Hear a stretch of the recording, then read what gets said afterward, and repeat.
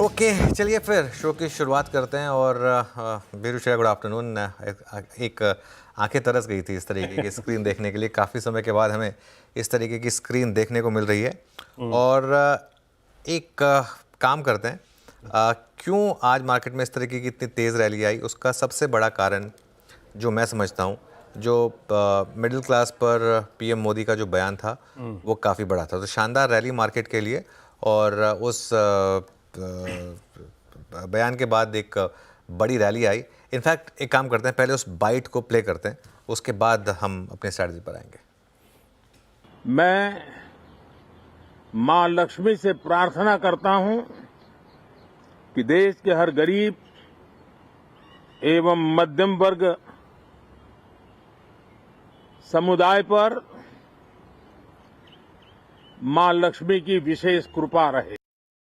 Okay देखिए, PM Modi जो बोलते हैं ना, वो काफ़ी तोल कर बोलते हैं और काफ़ी समझ कर बोलते हैं। उन्होंने यूज़ किया वर्ड माँ लक्ष्मी। माँ लक्ष्मी मतलब क्या, हम सब जानते हैं, है ना। मतलब बात यहाँ पे डायरेक्टली हो रही थी इकॉनमी से रिलेटेड, धन से रिलेटेड। और स्पेशली उन्होंने यूज़ किया टर्म गरीब और मध्यम वर्ग। तो दिक्कत इकोनॉमी की कहाँ रही है, वहीं रही है सबसे ज़्यादा। तो ये एक कारण है मेरे ख्याल से जिसको मार्केट ने लैच ऑन किया। और मार्केट ने एक एक्सपेक्टेशन ये बनाई है कि कल बजट में शायद कुछ बड़ा टैक्स कट वगैरह आ रहा है। ये एक एक्सपेक्टेशन है, देखिए हो सकता है गलत हो, लेकिन ये एक एक्सपेक्टेशन है। और खैर वैसे में हम एक चीज़ एक्सपेक्ट कर रहे थे कि 23,350 अगर क्रॉस होगा तो 23,350 से 23,500 के बीच में कोई रेजिस्टेंस नहीं है, सीधा आपको 23,500 दिखाई देगा। और वो 23,500 आपने स्ट्राइक भी किया आज, तो वो थोड़ा सा एक एक्सपेक्टेड था कि उसके बाद एक बड़ी रैली होगी। और मिड कैप में भी आज बड़ी रैली रही है। तो बड़ा सवाल यही है कि क्या हम बजट में कल कुछ बड़ा भांप रहे हैं, यानी बाकी खैर आगे शो में आगे बढ़ेंगे तो और उस पर बातचीत करेंगे। बट एक चीज़ है अनुज, इस ठीक बजट के दस्तक देने से पहले जो लगभग 500, 600, 700, 750 अंक अब हम चल चुके हैं फॉर बजट में, क्या अब उतना बेटर रिस्क रिवॉर्ड रेशो है? ये बहुत अच्छा सवाल है आपका, क्योंकि अगर ये हम 2 दिन पहले बजट में गए होते तो बहुत अच्छा रिस्क रिवॉर्ड था 22,800 पर। तो लेकिन अभी भी वीरो देखिए, हम गिरे कहाँ से थे और उसके मुकाबले हम अभी तक चले कहाँ पर हैं। तो अभी भी मेरा ये मानना है कि बजट अगर अच्छा आएगा तो बहुत अच्छा मूव होगा, लेकिन उसको ना हम बजट के बाद ही एड्रेस करेंगे। अभी के लिए क्या करना है आपको, एक चीज़ बहुत क्लियर है, आज निफ्टी ने शॉर्ट्स को फंसाया बुरी तरीके से। क्योंकि आज सुबह किसी को इतनी एक्सपेक्टेशन नहीं थी कि मार्केट इस तरीके से भाग जाएगा। सुबह हम 11% लॉन्ग पोजीशन के साथ शुरुआत की हमने। उसके बाद 23,550 के ऊपर निकले, 23,500 के ऊपर निकले। और 23,550 के ऊपर मुझे लग रहा है और शॉर्ट कवरिंग बढ़ सकती है। बैंक निफ्टी की जहाँ तक बात है, बैंक निफ्टी तो आज बहुत शानदार ट्रेड है। बैंक निफ्टी का इंटर चार्ट देखिए, आज सुबह हमने एक बात की थी कि 49,000 टू 49,200 आपके लिए एक बाय जोन है, 4800 के स्टॉप के साथ। बैंक निफ्टी उस जोन में आया और वहाँ से घूमा और 49,500 टू 49,800 टू 50,000 की हमने बात की थी। मैं अभी भी इंटैक्ट हूँ उस पर। आज का हाई ऑलमोस्ट 49,700 था, लेकिन मूव्स काफ़ी शानदार रहे हैं। Shreya, good afternoon. Good afternoon sir. वैसे एक सवाल मेरा भी ये है कि सर, अगर कोई पोजीशन आज कैरी कर रहा है तो वो बजट के लिहाज से कल के लिए भी कैरी करे, क्या करना चाहिए वैसे? देखिए, एक एडवांटेज है आपके पास, बजट 11 बजे आता है। अगर बजट मार्केट खुलने से पहले आए तो मैं कह के जाता कि आप अपनी पोजीशन कवर करके जाइए। एक एडवांटेज जो आपके पास रहेगा कि कल सैटरडे को सिर्फ हमारी मार्केट ट्रेड हो रही होगी। सुबह एशियन मार्केट्स सारी बंद होंगी, सिर्फ हम ट्रेड कर रहे होंगे। और यूएस मार्केट से भी कोई, वैसे आज यूएस मार्केट में बहुत इंपॉर्टेंट डेटा पॉइंट्स आने हैं। तो एक पॉसिबिलिटी ये है कि आप पहले आधे घंटे 1 घंटे में सिर्फ यूएस मार्केट को फैक्टर इन कर लेंगे, उसके बाद 11 बजे तक का आपके पास मैदान खुला होगा। मेरा ये मानना है कि आप अभी कर सकते हैं इस पोजीशन को कैरी, और जो भी आपको स्क्वायर ऑफ करना है 11 बजे, मुझे लग रहा है कि एक बार अपनी पोजीशन को स्क्वायर ऑफ कर लीजिएगा कल सुबह 11 बजे। उसके बाद बजट पूरा सुनिए, पूरा एनालाइज करिए, और उसके बाद एक बार इंट्राडे के मूव्स हो जाने दीजिए, उसके बाद कोई ट्रेड लीजिए। वीरू, इंडिविजुअल स्टॉक्स कैसा एक्शन? अनुज जी, इस वक्त का एग्जैक्टली कोई स्टॉक फ्यूचर नज़र आ रहा है तो वो है HDFC एट 1700। कल की बॉडी पूरी की पूरी 20 डेमा के ऊपर, आज की शुरुआत हुई 20 डेमा से, now is at the high. Nifty bank को वो 20 डेमा का क्लस्टर पार कराने में मदद की, हालांकि सुबह वो भूमिका निभाई थी ICICI बैंक ने। बट मैं इस वक्त इसका उल्लेख इसलिए कर रहा हूँ क्योंकि अब ये एक क्रिटिकल जंक्चर पे है और ऑलमोस्ट 1700 का ये फेब का सबसे बड़ा कॉलाइटर जोन है। तो एक नज़र रखिएगा आप HDFC bank at day high. उसके बाद कुछ और काउंटर्स जो कि सब्सटेंशियल शॉर्ट होल्ड करते हैं। याद रखिए, जब सुबह अनुज और मैं ओपनिंग में थे, राइट फ्रॉम 9:15 टू करीब 10:30 पूरी पुल बैक का जो नींव रखी थी आज शॉर्ट कवरिंग रखी थी और बहुत सारे ओवल सोल्ड स्टॉक्स में लुक एट ट्रेंड। आज ट्रेंड पहली बार पोस्ट जैन 8 अपने 10 डे एक्सपोनेंशियल मूविंग एवरेज को क्रॉस करता हुआ और हायर लेवल्स पर सस्टेन करता हुआ।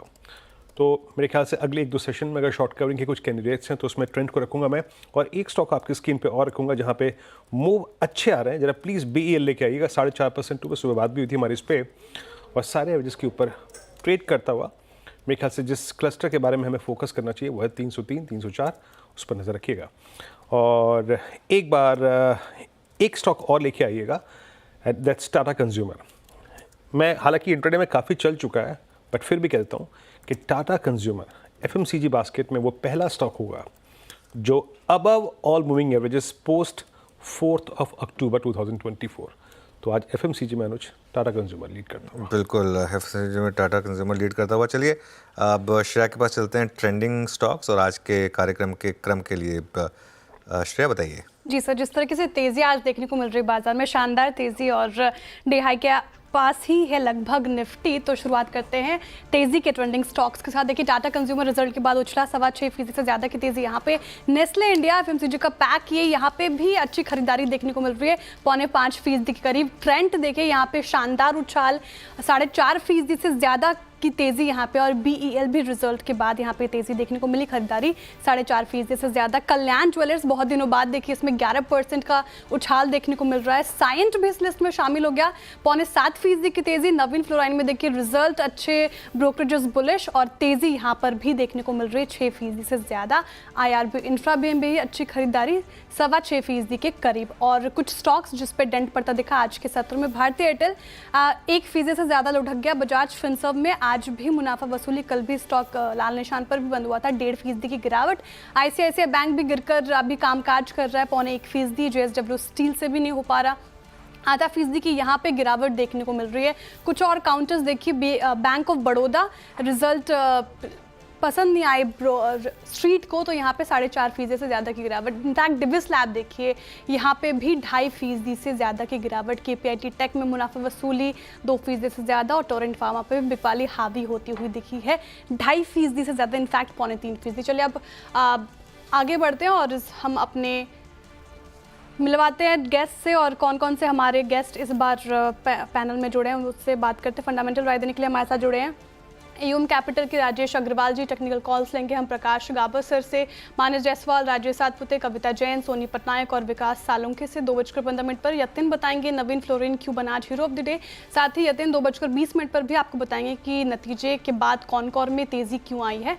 2:25 पर मैं बताऊंगी आपको JSPL क्यों बना आज एक्सीडेंट ऑफ द डे। 2:30 पर कंचन बताएंगी डिविस लैब और टाटा केमिकल्स के नतीजों का क्या रह सकता है अनुमान। साथ ही मिताली बताएंगे कैसे रह सकते हैं पावर ग्रिड के नतीजे। 2:35 पर यश बताएंगे आपको हेल्थ इंश्योरेंस पर बुजुर्गों को मिली राहत। साथ ही 2:3 पर हम लक्ष्मण जी को जोड़ेंगे और उनसे समझेंगे इकोनॉमिक सर्वे में क्या मिले संकेत और क्या बजट में मिलेगा बाजार को बड़ा बूस्टर। 2:50 पर बाजार और बजट पर चर्चा के लिए हमारे साथ जुड़ेंगे एडलवाइस एसेट मैनेजमेंट के CIO इक्विटीज त्रिदीप भट्टाचार्य जी, और 3:05 पर यतिन बताएंगे आपको डेली रूम चेक। साथ ही 3:10 पर अनुज सर से लेंगे कल के लिए स्ट्रैटेजी। 3:15 पर लेंगे BTST STBT कॉल्स। ओके, चलिए अब हमारा पैनल तैयार है और ट्रेड्स की शुरुआत करते हैं। गुड आफ्टरनून गाबा सर, बताइए क्या कैरी करें। गुड मॉर्निंग, कैरी करना चाहिए स्टॉक का नाम। Good afternoon Gaba sir, morning तो सुबह थी। Good afternoon, sorry. Gaurang ji, ये प्रकाश सर को कई बार बोला सर खिड़की खोल के रखा करो। खिड़की नहीं खोलेंगे सर, अंदर भी ग्रहण लगेगा आपको। Good afternoon to you. ऐसा है कि यस, कैरी तो करना चाहिए बिल्कुल। और स्टॉक का नाम है कोल इंडिया। यहाँ पर ऐसी जगह पर खड़ा है, यहाँ ब्रेकआउट भी मिला है, बेस भी बढ़िया बना है, अपमूव भी यहीं से होना चाहिए। ट्रेड करा है 393, स्टॉप होगा 390, सिर्फ 3 रुपए का। टारगेट 400, स्पिल ओवर ट्रेड भी बन सकता है, कैरी भी कर सकते हैं। यस, कोल इंडिया। कोल इंडिया और स्ट्रॉन्ग मूव डे हाई की ट्रैजेक्टरी में। कोल इंडिया ने कल ही एक सेंस दिया था कि शॉर्ट कवरिंग में जा रहा है ये स्टॉक, लगभग 2% ऊपर। मानस, गुड आफ्टरनून, आपका ट्रेड। जी तो देखिए ITC में खरीदारी करने की राय रहेगी। अब ऐसा लग रहा है कि ITC ने 430 के पास बेस बनाया है RSI में पॉजिटिव डाइवर्जन दिखेंगे, 20 और 10 डे मूविंग एवरेज रीगेन हो गए, प्राइस ब्रेकआउट 445 के ऊपर देखने को मिला है। तो आईटीसी में करंट लेवल्स पे खरीदारी करेंगे 441 के स्टॉप लॉस से 458 के टारगेट पॉसिबल है, ये कैश लेवल्स हैं। अगर चाहे तो 450 वाला कॉल ऑप्शन जो 11 रुपए 75 पैसे पे ट्रेड हो रहा है, उसमें 8 रुपए 90 पैसे के स्टॉप लॉस से खरीदारी कर सकते हैं और 18 रुपए के टारगेट सेट कर सकते हैं। ठीक है, आईटीसी 2.5% की तेजी, ये बाई की कॉल मानस जी की तरफ से। विकास जी, गुड आफ्टरनून, आप क्या पिक कर रहे हैं आज? Good afternoon Shreya. देखो, ओवरऑल मार्केट का सेटअप यहाँ पे पॉजिटिव है। मुझे लगता है दाल भारत यहाँ पे स्ट्रांग लग रहा है। दाल भारत लिमिटेड 1860 के आसपास ट्रेड करते हुए देखने मिल रहा है। 1920 के टारगेट यहाँ पे आते हुए देखने मिल सकते हैं और 1830 का एक स्टॉप लॉस जो है डे लो का, वो लगा के यहाँ पे बाय करना है। यहाँ पे लाइन चार्ट का, डेली चार्ट पे एक ब्रेकआउट, यहाँ पे फ्रेश ब्रेकआउट देखने मिल रहा है 1854 का, और उसके ऊपर अभी फिलहाल तो ट्रेड करते हुए देखने मिल रहा है। तो 1920 के टारगेट के लिए दाल भारत को यहाँ पे बाय करना है। ओके, अगला ट्रेड पिक करते हैं चलिए, राजेश जी के पास चलते हैं। राजेश सतपुरी जी। राजेश जी, आपका ट्रेड क्या है आज का? वीरेन जी बोल दीजिए जो मन में है। नहीं नहीं नहीं, पुणे का मौसम कैसा है राजेश जी इसमें? मौसम अच्छा है वीरेन जी, कल मिलते हैं। वेरी वीरेन जी देखिए, गुड। देखिए एशियन पेंट बाय कॉल रहेगा, इसका कॉन्ट्रा बाय। आज पहली दफा ऐसा लग रहा है कि यहाँ पे एक स्विंग आ रहा है, और जो जो जो हम लोग जो पैटर्न देख रहे हैं, that's a falling channel, positive divergence भी आ रहा है। तो थोड़ा आप कह सकते हैं कि कॉन्ट्रा सेटअप, अर्ली इंडिकेशन, थोड़ा अर्ली ट्रेड होगा, लेकिन एशियन पेंट में हमारा बाय रहेगा। 2295 ये फ्यूचर में प्राइस है, और 2270 का स्टॉप लॉस होगा। और अकॉर्डिंग टू चार्ट इसका जो टारगेट बनता है कम से कम 100 रुपीज अपसाइड, 2380 का मेरा इसका टारगेट रहेगा। तो एशियन पेंट ये कॉन्ट्रा बाय है। ठीक है, तो एशियन पेंट्स पर इन्वेस्टर्स के कॉन्फिडेंस बूस्ट किया है राजेश जी ने। अब लेते हैं सोनी जी से सवाल। सोनी जी, क्या पिक कर रही है? गुड आफ्टरनून, आपको क्या पिक कर रही हैं आप आज? जी, गुड आफ्टरनून एवरीवन। यहाँ पे बाय मेरा रहेगा एनसीसी पे। बहुत ही स्ट्रॉन्ग शॉर्ट कवरिंग मूव देकर आज अपनी 20 एक्सपोनेंशियल मूविंग एवरेजेस को क्रॉस कर रहा है। यहाँ पे फ्यूचर्स पे खरीदारी करने की सलाह रहेगी। 246 का बहुत स्ट्रॉन्ग सपोर्ट बन रहा है यहाँ पे, उसी सपोर्ट स्टॉप लॉस के साथ बाय कर सकते हैं। 258 और 262 के यहाँ पे दो टारगेट्स नजर आ रहे हैं। ओके, चलिए, तो ये इस समय सोनी जी की पिक एनसीसी पर। टेक्निकल कॉल्स पूरी हुई। बाय द वे, एक बार बैंक निफ्टी लेकर आइए जरा इंट्राडे स्क्रीन पर। बहुत वॉलेटिलिटी है अभी। ये इंडेक्स 49,600 पर था जब हमने शो की शुरुआत की, और 5 मिनट में एक कैंडल में ये 49,350 पर आया है। बीरू एकदम से स्लिप आया बैंक निफ्टी में। और आई थिंक अगेन प्रॉब्लम वही है कि शायद एफआई सेलिंग। आईसीआईसीआई बैंक, एक बार आईसीआईसीआई बैंक का इंट्राडे चार्ट लेकर आइए जरा। यहाँ पर थोड़ी सी अभी भी वीकनेस है, और ये देखिए, ये यहाँ पर रैली सस्टेन नहीं हो रही, तो ये थोड़ा सा नीचे आया। चलिए, राजेश अग्रवाल के पास चलते हैं। Rajesh ji, good afternoon. राजेश जी, बताइए आपकी पिक। गुड आफ्टरनून अनुज जी, वीरेंद्र जी, बाकी पैनल में जो मित्रगण है सबको नमस्कार। पिक के हिसाब से कहा जाए तो चूंकि कल एक बहुत बड़ा इवेंट है, तो थोड़ा सा स्टेबल काउंटर ही देना चाहूँगा। जियो फाइनेंशियल के साथ जाना चाहूँगा। अगर आप देखेंगे तो इनके पास टेलीकॉम और रिटेल का एक बड़ा डेटाबेस है। तीसरी बड़ी फाइनेंशियल सर्विस कंपनी कही जा सकती है। कई एरियाज में जैसे कि लाइफ, जनरल इंश्योरेंस, एएमसी सब में बढ़त बना रहे हैं। टाइप्स हुए हैं ब्लैक रॉक के साथ एएमसी के लिए और ब्रोकिंग के लिए। 6.1% स्टेक इनके पास रिलायंस का है, और कामत साहब, हितेश शेटिया साहब, चिरंजीत सिंह गत्रा साहब जैसे बड़े नाम जुड़े हुए हैं। और इस बार के नतीजे देखेंगे तो 41,990 करोड़ का AUM आया था, जो कि 12,060 के सामने अच्छी जंप थी। तो ये एक बहुत बड़ा जंप AUM में देखा, जिसके कारण से इनके कमाई में बढ़त हुई, और आगे आने वाले दिनों में हमें यहाँ पे बड़े अच्छे स्कोप नजर आते हैं। कोई अगर लंबी अवधि के लिए रखता है तो यहाँ से अच्छी बढ़त हो सकती है, इसलिए यहाँ पे हम खरीदारी की सलाह दे रहे हैं। अच्छा राजेश जी, 2 हफ्ते से आप कहाँ नदारत थे? आपके चक्कर में वो सारी मूवीज़ और वीकेंड के OTT प्लेटफॉर्म पे लॉन्च सब मुझे पढ़ के आना पड़ रहा था। कहाँ थे आप 2 हफ्ते से? सर, आप पूरा कर देंगे ना?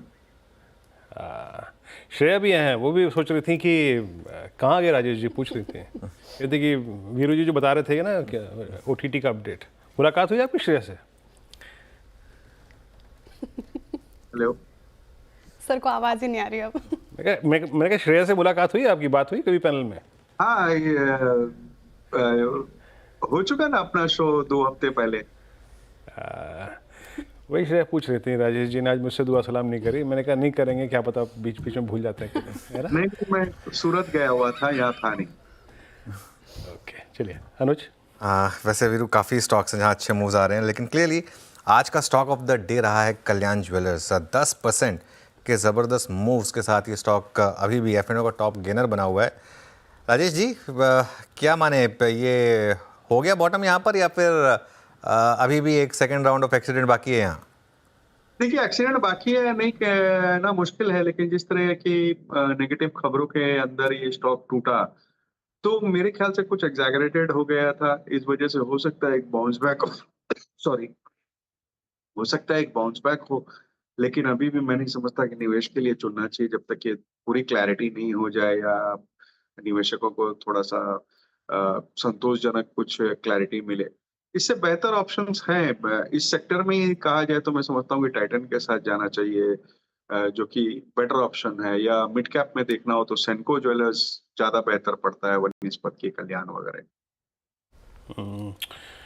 ओके टाइटन 3497 पे। मीनवाइल टर्बुलेंस वाकई काफ़ी है, 949,365। मीनवाइल आपने क्या ही आईटीसी आज एक डिसाइसिव और एक बहुत स्ट्रॉन्ग मूव दिया और एक बहुत सही सज्जन हमारे इस वक्त पैनल में है भी। राजेश जी, अमूमन ये देखा गया है कि इस स्टॉक की बजट से और उससे काफ़ी स्ट्रॉन्ग सेंसिटिविटी है। राजेश जी अभी आप क्या कह रहे हैं, मतलब एक एपिसोड इनके होटल कारोबार वाला वो आगे अब निकल चुका है, अब 446 पे आपका आउटलुक क्या है? राजेश अग्रवाल जी कैसे अप्रोच कर रहे हैं आप आईटीसी को?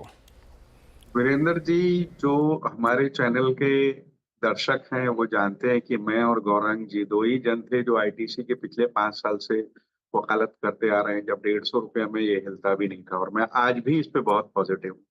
अब बजट से जो रिलेटेड हमेशा से इसमें दिक्कतें रही हैं कि कहीं टैक्स लगा देंगे, सिन टैक्स लगा देंगे, टोबैको में कुछ हो जाएगा, उस वजह से कई बार कुछ वोलेटिलिटी देखने को मिलती है। लेकिन मैं समझता हूँ कि अब चूंकि आईटीसी ने अपना पोर्टफोलियो डाइवर्सिफाई कर लिया है, रेवेन्यू का एक बड़ा हिस्सा एफएमसीजी से आता है, डेयरी प्रोडक्ट्स में जा रहे हैं, डेट फ्री बैलेंस शीट है और मार्जिन सब अच्छे हैं, और रेशियोज अगर आप देखेंगे तो आरओसीआरई डबल डिजिट में है। मैं समझता हूँ कि इन लेवल्स पे भी एक बहुत शानदार इन्वेस्टमेंट अपॉर्चुनिटी है, और साल 1.5 साल का नजरिया रख के यहाँ पे निवेश किया जा सकता है। और सबसे अच्छी बात है कि डिविडेंड भी अच्छा देती है, तो कम से कम आपकी डिविडेंड यील्ड भी ठीक बैठ रही है, तो हमारी इसमें बाय कॉल है। ओके बाय कॉल है इसमें। चलिए अब एक काम करते हैं, एक हमने आज सोनी जी से कहा था कि एक बजट के लिए एक स्ट्रैटेजी लेकर आइए, एक ऑप्शन स्ट्रैटेजी। सोनी जी बताइए क्या रहेगी स्ट्रैटेजी? जी अनुज जी, यहाँ पे बैंक निफ्टी पे हमने ऑफिशियली रेकमेंड किया है। स्ट्रैटेजी का नाम है आयरन बटरफ्लाई, आयरन कॉन्डर कह सकते हैं। हमें लगता है कि बैंक निफ्टी ओवरऑल एक 47,000 से 52,500 के रेंज पे रह सकता है। सो स्ट्रैटेजी यहाँ पे आप अप्लाई कर सकते हैं फेब्रुअरी सीरीज की एक्सपायरी के लिए। 47,000 पुट ऑप्शन आपको यहाँ पे सेल करना है, और करीबन ये आपको मिलेगा एक एवरेज प्रीमियम, अगर आप देखेंगे तो टुवर्ड्स 310 320 के एवरेज प्रीमियम पे आप सेल कर सकते हैं। उसको हेज करने के लिए 46,000 के पुट ऑप्शन आपको एक लॉट बाय करना है, एवरेज प्रीमियम अराउंड 170 165 रेंज पे बाय कर सकते हैं। सामने कॉल ऑप्शन में भी एक और लेग का हम यहाँ पे अप्लाई कर रहे हैं, जो कि 52,000 कॉल ऑप्शन आपको सेल करना है, एवरेज प्रीमियम 250 प्राइस पे कर सकते हैं, और उसको हेज करने के लिए 53,000 कॉल ऑप्शन आपको बाय करना है 120। सो ये सब A1 रेशियो पे करना है, और यहाँ पे टोटल प्रीमियम इनफ्लो आपका 280 पॉइंट्स के करीब रहेगा। ब्रेक इवन 46,750 से लेके 52,250 की तरफ रहेगा। रेंज रहता है इस रेंज पे, तो आपका यहाँ पे प्रॉफिट, मैक्सिमम प्रॉफिट 7,000 7,500 पर लॉट के हिसाब से आएगा। अब ब्रेक इवन यहाँ पे आप स्टॉप लॉस प्लेस कर सकते हैं 46,750 से लेके 52,250, ये आपका स्टॉप लॉस रहेगा। और या तो फिर ओवरऑल स्ट्रैटेजी में 3,000 3,500 के लॉस पे आप यहाँ पे स्टॉप लॉस प्लेस कर सकते हैं। इसी रेंज पे रहता है। यहाँ पे हम एक टाइम वैल्यू थीटा डीके के ऊपर प्ले कर रहे हैं, सो प्रीमियम रिड्यूस होते जाएगा यहाँ पे इसी रेंज पे, तो आपका प्रॉफिट यहाँ पे बढ़ते जाएगा। अच्छा, कोई प्लेन वनीला स्ट्रेटेजी है आपके पास? इट्स स्लाइटली कॉम्प्लेक्स, थोड़ी सी अगर ये स्ट्रेटेजी हो प्लेन वनीला, अगर आपको कोई कॉल लेनी है मिनिमम रिस्क पे, तो वो क्या होगी सोनी जी? यहाँ पे बैंक निफ्टी में अगर प्लेन वनीला कॉल ऑप्शन में भी पार्टिसिपेट करना है, तो वो इमीडिएट बेसिस पे 50,000 की कॉल ऑप्शन में कर सकते हैं, बिकॉज बैंक निफ्टी मुझे लगता है 50,400 टू 50,500 रेंज पे रेजिस्टेंस फेस करेगा, वहां पे थोड़ा सा फिजल आउट हो सकता है मूव। सो 50,000 कॉल ऑप्शन अगर आप देखेंगे जो कि करीबन अभी करंट प्राइस पे चल रहा है 900 900 890 के रेंज पे, इस लेवल पे आप बाई कर सकते हैं। हल्की सी डिक्लाइंस 840, आपको ये 60 पॉइंट्स का रेंज देना पड़ेगा बिकॉज विक्स बहुत हाई है, 16 के करीब यहाँ पे विक्स। कल क्रैश होगा विक्स इवेंट के बाद, तो यहाँ पे आपका थोड़ा सा प्रीमियम डीके हो सकता है। सो इस रेंज पे आप बाई कर सकते हैं। स्टॉप लॉस यहाँ पे आप 620 लगा सकते हैं। अगर बैंक निफ्टी टूवर्ड्स 50,200 से 50,400 जाता है तो यही प्रीमियम आपका टूवर्ड्स 1200 और 1400 के रेंज पे नजर आ सकता है, तो वो आप टारगेट्स के हिसाब से बुक कर सकते हैं। सो ये प्लेन रहेगा। जी हाँ, ये प्लेन वाली स्ट्रेटेजी है, वो थी आयरन, क्या आयरन बटरफ्लाई है ना, ये 1966 में कैलिफोर्निया का एक वो हुआ करता था रॉक बैंड। वो जितना सिंपल था ये स्ट्रेटजी उतनी कठिन है ना, इसलिए मैंने प्लेन वनीला पूछ लिया यहाँ पर। एक्चुअली बहुत सारे रिटेल इन्वेस्टर्स हमको देखते हैं ना, तो इसलिए मैंने सोनी जी आपसे ये प्लेन वनीला स्ट्रेटजी पूछी। अच्छा, आपका व्यू राजेश अग्रवाल जी, एक प्रश्न आपसे लूँगा यहाँ पे, अगर एक बैंक लेना हो, I mean prior to this budget speech, आप क्या लेना चाहेंगे, वो प्राइवेट में या फिर PSUs में कुछ? ऐसा करते हैं वीरेंद्र जी, एक प्राइवेट में दे देते हैं, एक PSU में दे देते हैं। तो एक अगर प्राइवेट में लेना हो तो सबसे पहला नाम तो HDFC बैंक का ही आएगा, no doubt on that. Merger के बाद एक बड़ा बैंक उभर कर सामने आया, बावजूद इसके मार्केट कैप में कोई बढ़त नहीं देखी गई, अंडर परफॉर्म किया पूरे मार्केट को, लेकिन नंबर्स ठीक ठाक आए, स्टेबल क्वालिटी है, एसेट क्वालिटी स्टेबल है, NIM ठीक ठाक आ रहे हैं, थोड़ी सा दबाव NIM में देखा गया, बट वो सारे ही पूरे सेक्टर के साथ वो दिक्कत है, सिर्फ HDFC बैंक के साथ नहीं। एडवांसेस डिपॉजिट सब अच्छी तरीके से ग्रो कर रहे हैं, इवन सब्सिडरीज जो है इनकी वो भी अच्छा परफॉर्म कर रही है। हमारे अनुमान से इसमें एक लंबी अवधि का कॉल लेना चाहिए, कम से कम 1.5 साल का, और एक अच्छे रिटर्न की उम्मीद करनी चाहिए। और अगर PSU साइड में है तो मैं समझता हूँ बैंक ऑफ महाराष्ट्र के साथ जाना चाहिए, जहां लगातार 4-5 क्वार्टर्स से अगर आप देखो तो नंबर्स शानदार आते जा रहे हैं। इस बार के नंबर्स भी बेहद अच्छे आए, एसेट क्वालिटी बहुत ही अच्छी है, 0.12 के आसपास आपका नेट NPA है, और डिजिटल प्लेटफॉर्म पे तेजी से बढ़ रहे हैं।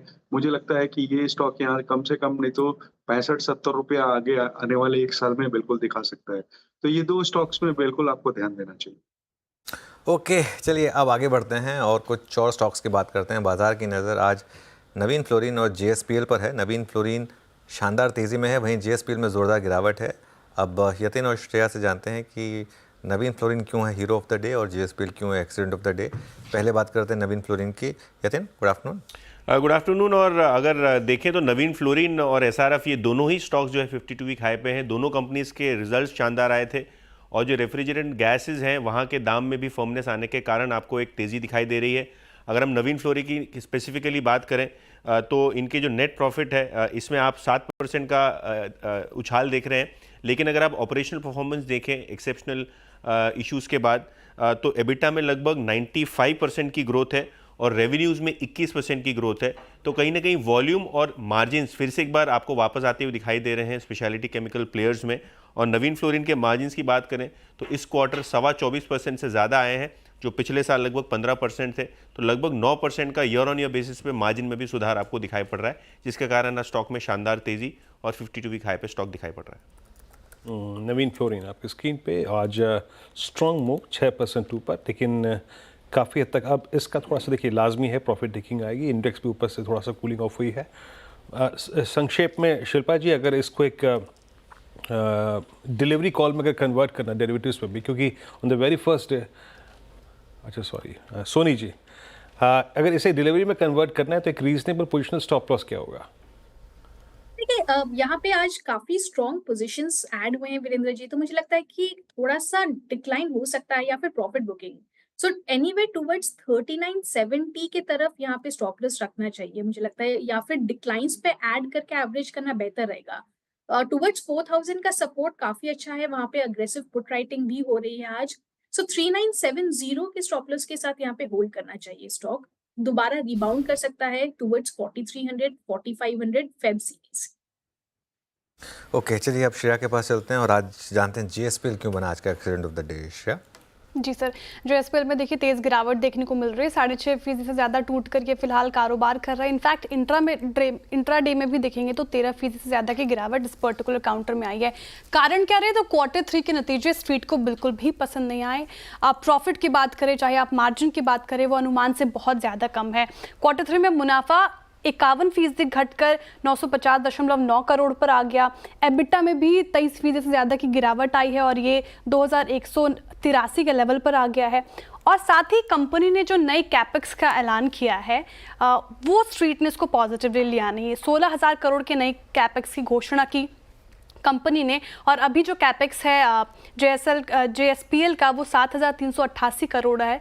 और देखिए सिटी ने फिर सेल की कॉल दे दी है और टारगेट प्राइस नीचे का 765 रुपये कर दिया है। सिटी का कहना है कि जो कैपेक्स का ऐलान है वो इन्वेस्टर्स के लिए चिंताजनक है, क्योंकि कंपनी का जो नेट डेट है वो इंक्रीज हो जाएगा इसके कारण। और दिसंबर क्वार्टर में भी देखिए नेट डेट में इजाफा देखने को मिला था और वो 13,551 करोड़ पर आ गया। तो फिलहाल नेगेटिव ही है, रिपोर्ट्स भी और नतीजे भी स्ट्रीट को पसंद नहीं आए।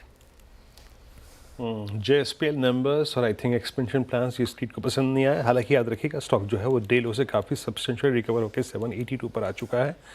मानस, अब मैं ट्रेड के पर्सपेक्टिव से तो नहीं, लेकिन अगर किसी के पास जिसकी डिलीवरी पड़ी है, क्योंकि डेली चार्ट्स पे तो सारे के सारे एवरेजेस वैलिड हो चुके हैं और वीकली पे अगर मतलब कल आते आते मतलब बजट के बाद तक आते आते, हालांकि इसका बहुत कोई स्ट्रॉन्ग सरोकार नहीं है बजट से, अगर एटलीस्ट इस 800 की ट्रेजेक्ट्री को रिगेन कर ले, यानी डिफेंड कर ले अपना 100 वीक एक्सपोनेंशियल मूविंग एवरेज, तो एटलीस्ट थोड़ा डाउनसाइड सिक्योर लगता है आपको, या फिर आपको लगता है कि नहीं अभी पेन बाकी है? देखिए, बड़ा करेक्शन तो ऑलरेडी हो चुका है। आज के अगर पैटर्न देखें तो ऐसा लग रहा है कि एक हैमर पैटर्न तैयार हो रहा है। हालांकि अभी तक कंफर्मेशन नहीं है, लेकिन अगर ये तो 780 से 790 की रेंज में क्लोज होगा तो आई थिंक वो एक हैमर पैटर्न होगा। उसके बाद रिकवरी में 840 860 तक के भाव देखने को मिल सकते हैं। तो अगर आज किसी ने पोजीशन लॉन्ग साइड पे बनाई है तो स्टॉप लॉस लगा के रखिए 750 का, पोजीशन को होल्ड करिए, लेकिन रिकवरी में 840 860 की रेंज में आपको निकलना पड़ेगा लॉन्ग पोजीशन से।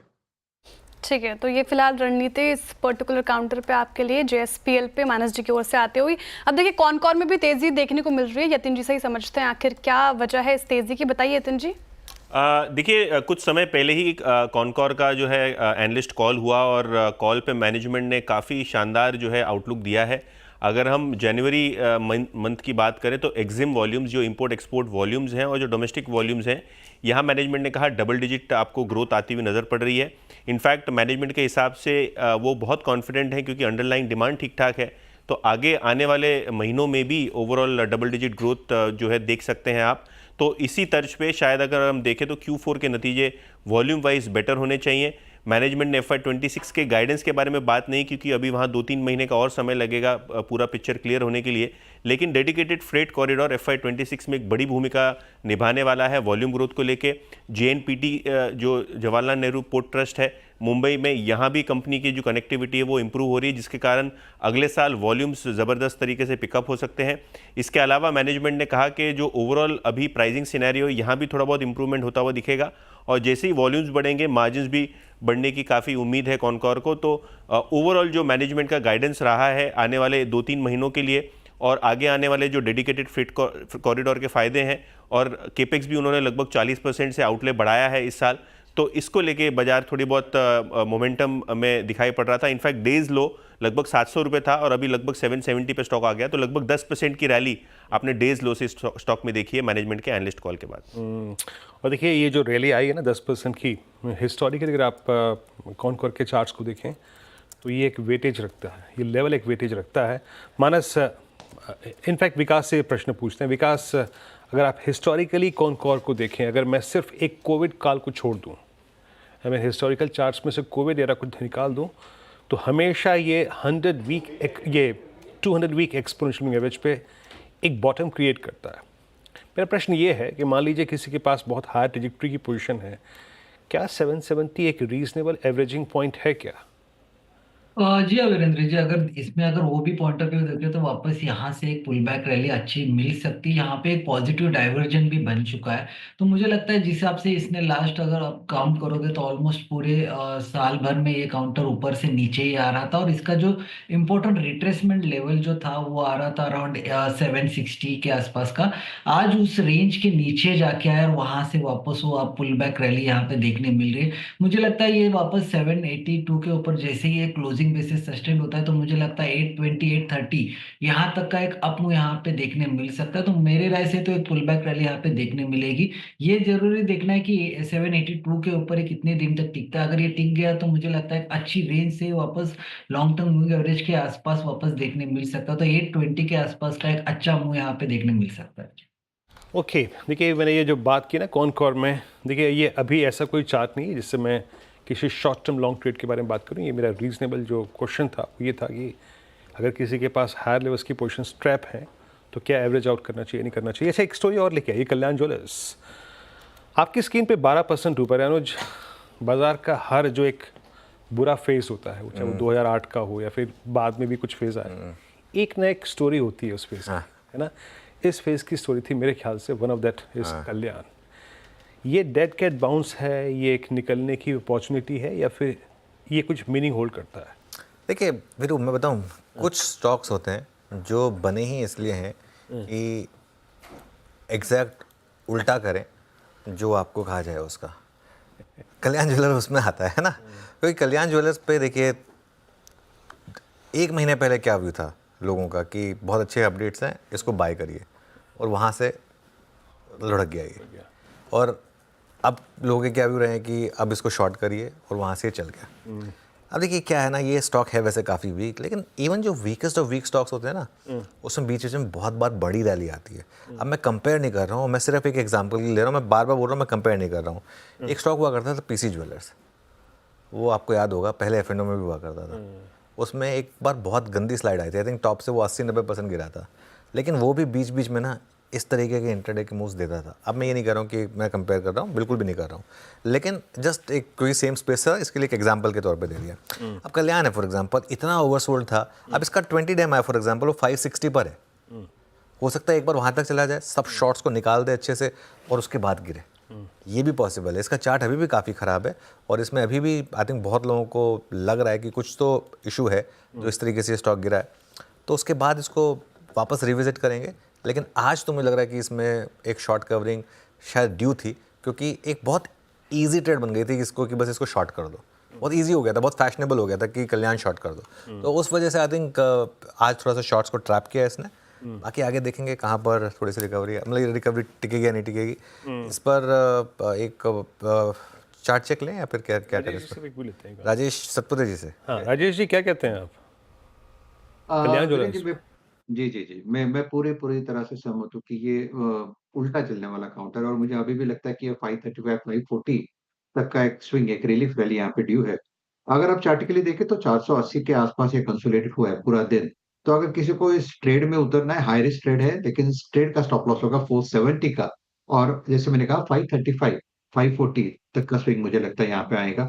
तो 540 इसका 20 डीएम है, मुझे लगता है वहां तक तो एक बार के लिए स्विंग मिलेगा। ओके चलिए अब आगे बढ़ते हैं। और बीमा रेगुलेटर IRDAI ने हेल्थ इंश्योरेंस प्रीमियम में हर साल बढ़ोतरी के मामले में बुजुर्गों को राहत दी है। इस नए सर्कुलर में साफ किया गया है कि बीमा कंपनियां बिना उसकी मंजूरी के हर साल 10% से ज़्यादा प्रीमियम नहीं बढ़ा सकती। इस खबर को समझते हैं यश के साथ और जानते हैं कि इससे इम्पैक्ट क्या होगा इन कंपनियों पर। यश, गुड आफ्टरनून, बताइए। गुड आफ्टरनून अनुज। तो कितने ही इंस्टेंसेस हाल फिलहाल में हमने देखे होंगे जहाँ पे लोग ये कंप्लेन करते हैं कि उनका एनुअल प्रीमियम जो है 50, 60, 70% से बढ़ जाता है एक साल के दौरान।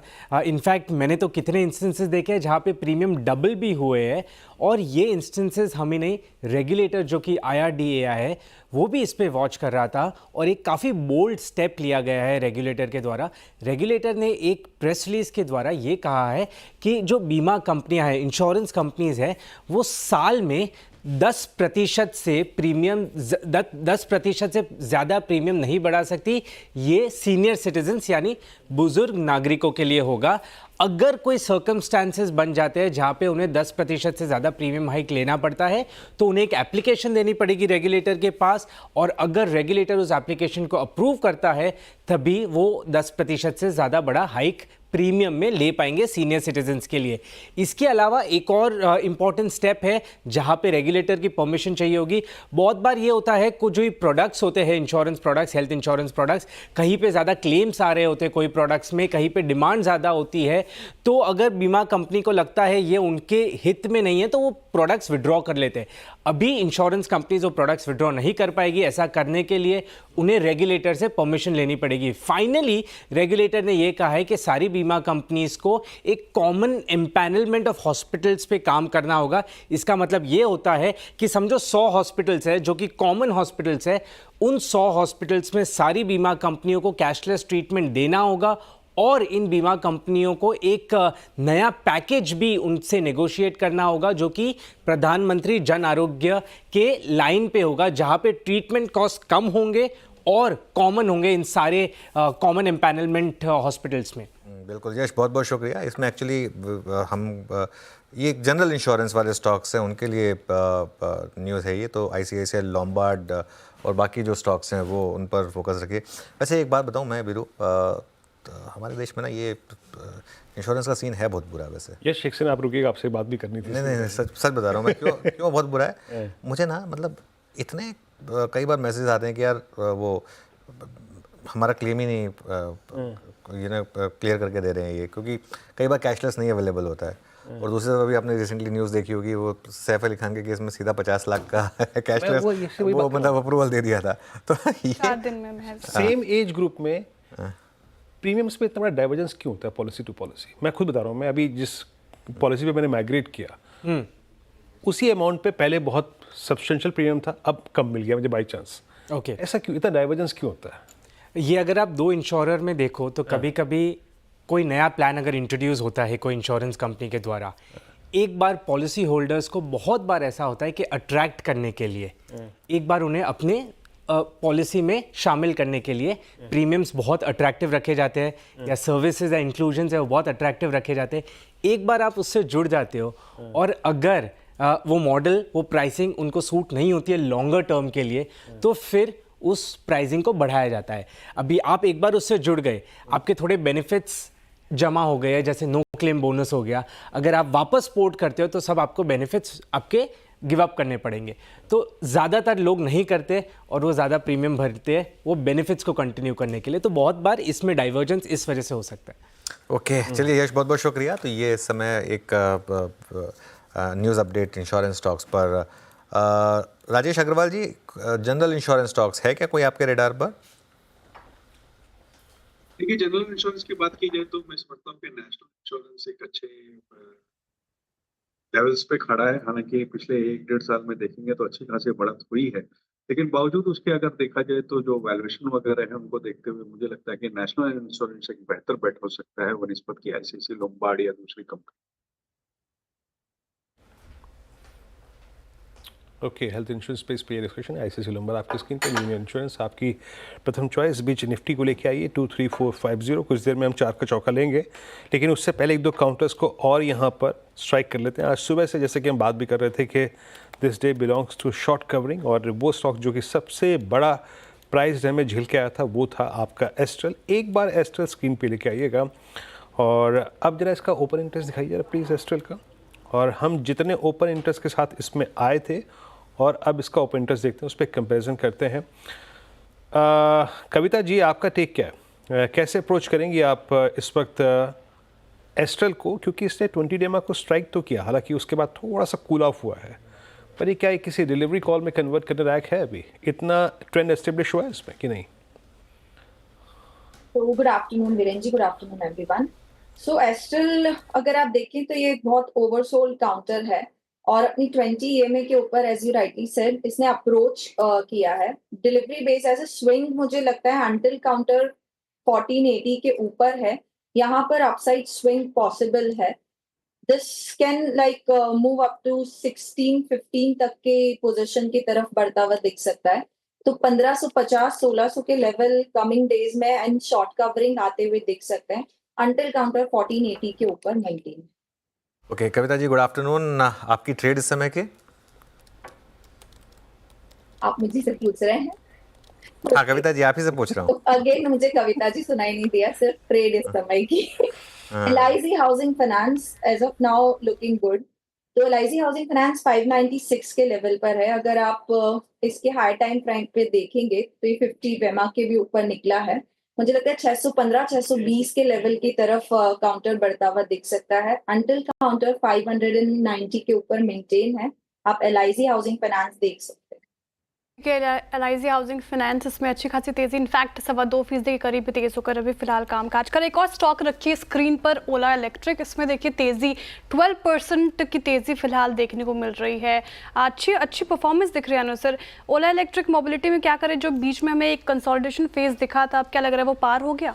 देखिए आज यहाँ पर एक लॉन्च हुआ था और वहाँ पर उनके जो CEO हैं भाविश जी, उन्होंने भी काफ़ी एक इंटरव्यू में काफ़ी इंटरेस्टिंग चीज़ कही थी। वो जो Gen 3 लॉन्च था उनका और उसकी प्राइसिंग स्ट्रैटेजी को लेकर, और देखिए हर 12 से 18 महीने में ओला का जो स्ट्रैटेजी है वो एक होता है कि नए प्रोडक्ट्स को लॉन्च करना और काफ़ी प्रोडक्ट्स को लॉन्च करना, और काफ़ी इनके अब वेरियस प्रोडक्ट्स हैं।